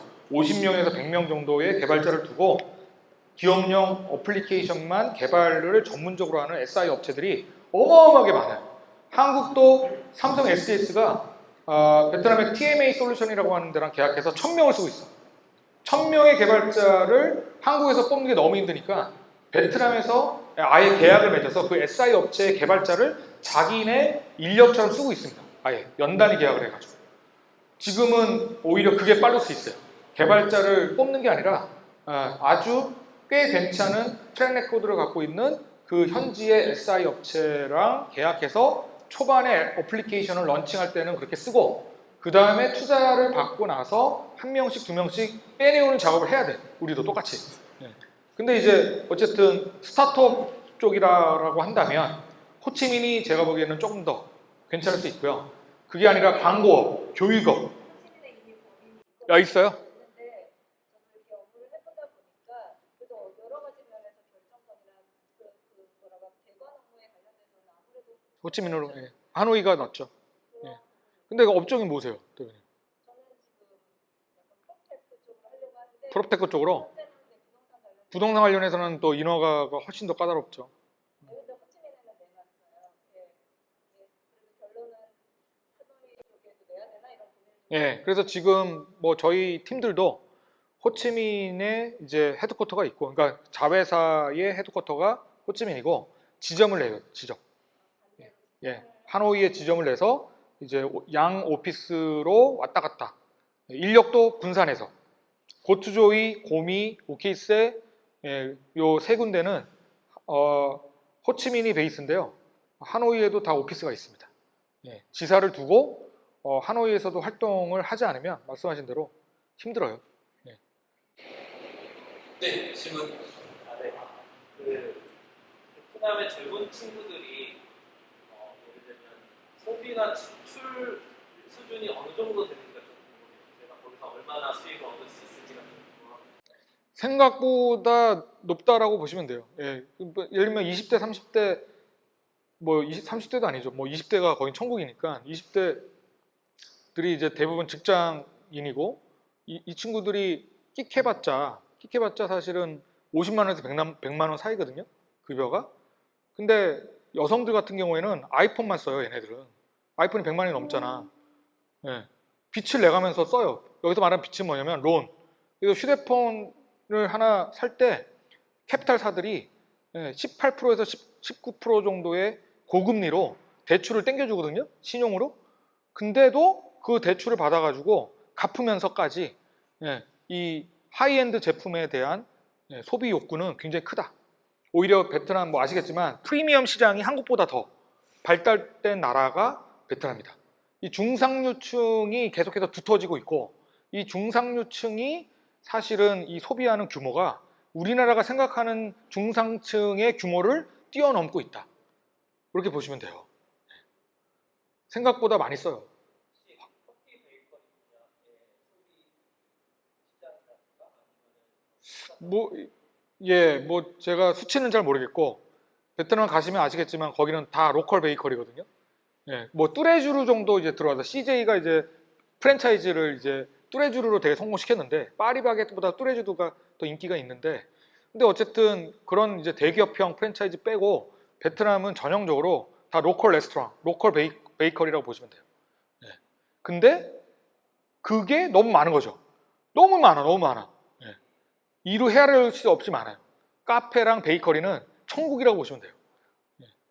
프랑스의 식민지였기 때문에 바게트 문화가 당연히 있고 그 반미라고 하는 게 바게트잖아요. 반미 뭐 로컬 뭐 반미집도 너무 많고. 질문 뒤에 있었는데. 네.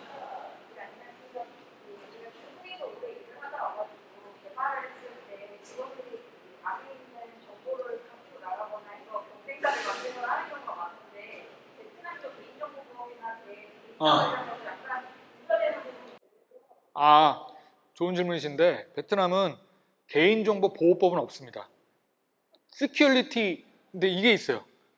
시큐리티 로우라고 해서 베트남 정부가 이제 그 서버를 그러니까 베트남 내수 로컬 시민의 시민의 개인 정보를 어디에다가 둬야 되는지에 대한 법안이 통과돼서 그 시큐리티 노를 지켜야 돼요. 예를 들면 저희는 대부분 AWS로 클라우드 기반의 기업용 애플리케이션을 만들잖아요, 저희가. 그러면 대부분 AWS는 지금 베트남에 리전이 없기 때문에 이제 싱가포르 리전을 쓴단 말이야. 그게 불법이야, 사실은. 싱가포르 리전에 베트남 시민의, 베트남 이용자의 정보가 보관되어 있으면 그거는 시큐리티 로에 위배돼요. 근데 지금 그렇게 막 쑤시고 있지는 않기 때문에 넘어가는 거지 정확하게 위법이에요, 위법. 그런 거는 존재해. 그래서 지금 어떻게 우회를 하냐면 이제 그 비에텔이라던가 통신사가 제공하는 로컬 클라우드 서버에서 기본적으로 이제 고객 정보를 다 저장을 하고 미러링 서버로 AW 같은 것들을 이용해서 미러링 하고 있는 기업들이 많이 늘어나고 있긴 해요.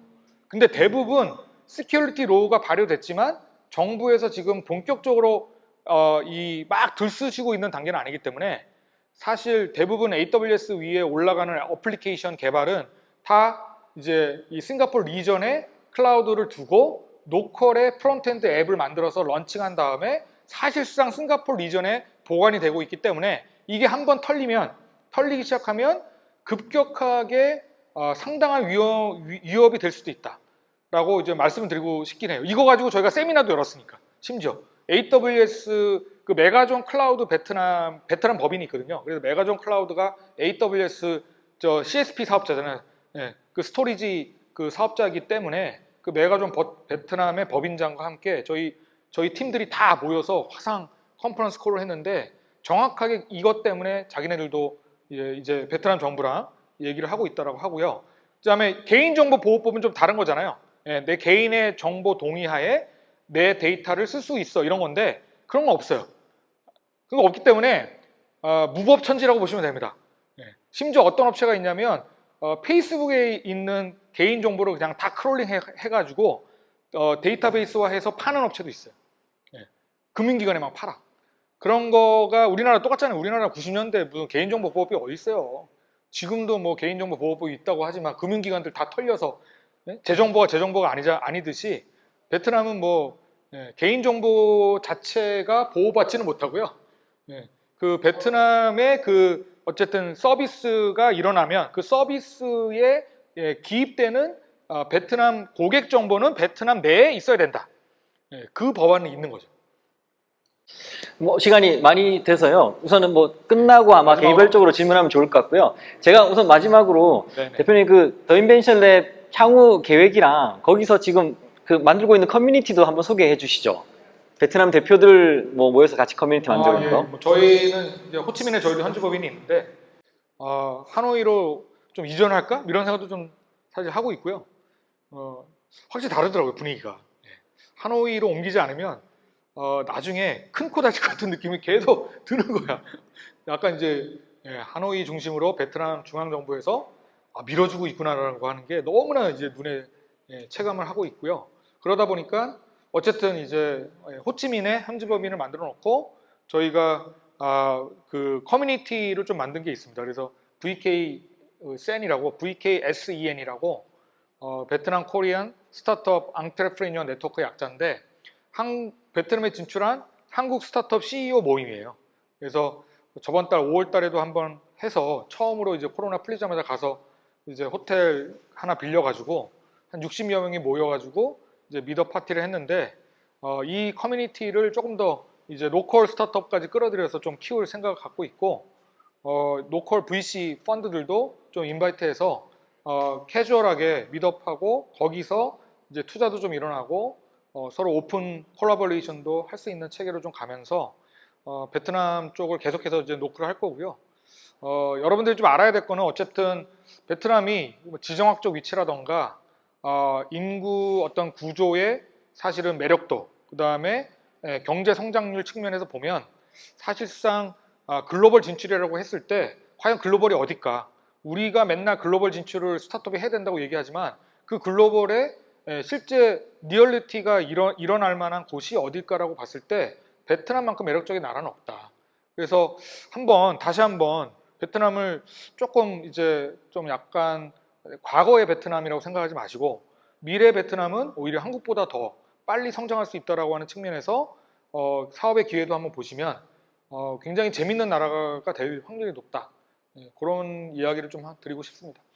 네, 고맙습니다. 오늘 너무 좋은 얘기들 많이 해주셔가지고요. 베트남에 대해서 완전 속속들이 다 안 것 같습니다. 저희 박수 치기 전에 여기 앉아서 한번 단체 사진 이렇게 한번 찍고 가실까요? 계신 분들하고 같이 한번 찍는다는 의미에서 나와서 같이 함께 찍으면 좋긴 하겠지만 또 뭐 번거로우실 것 같아서 제가 여기서 한번 나오나요? 여기서 이렇게 찍어보도록 하겠습니다. 다 나오네요. 자, 뒤에 계신 분들 V 한번 해주시죠. V. 자, 하나, 둘, 셋. 어이구, 흐릿하게 나오네요. 잠시만요. 네. 아이고, 이게 팔이 짧아서. 자, 여러분 감사합니다. 자, 큰 박수로 감사의 표현하겠습니다. 고맙습니다.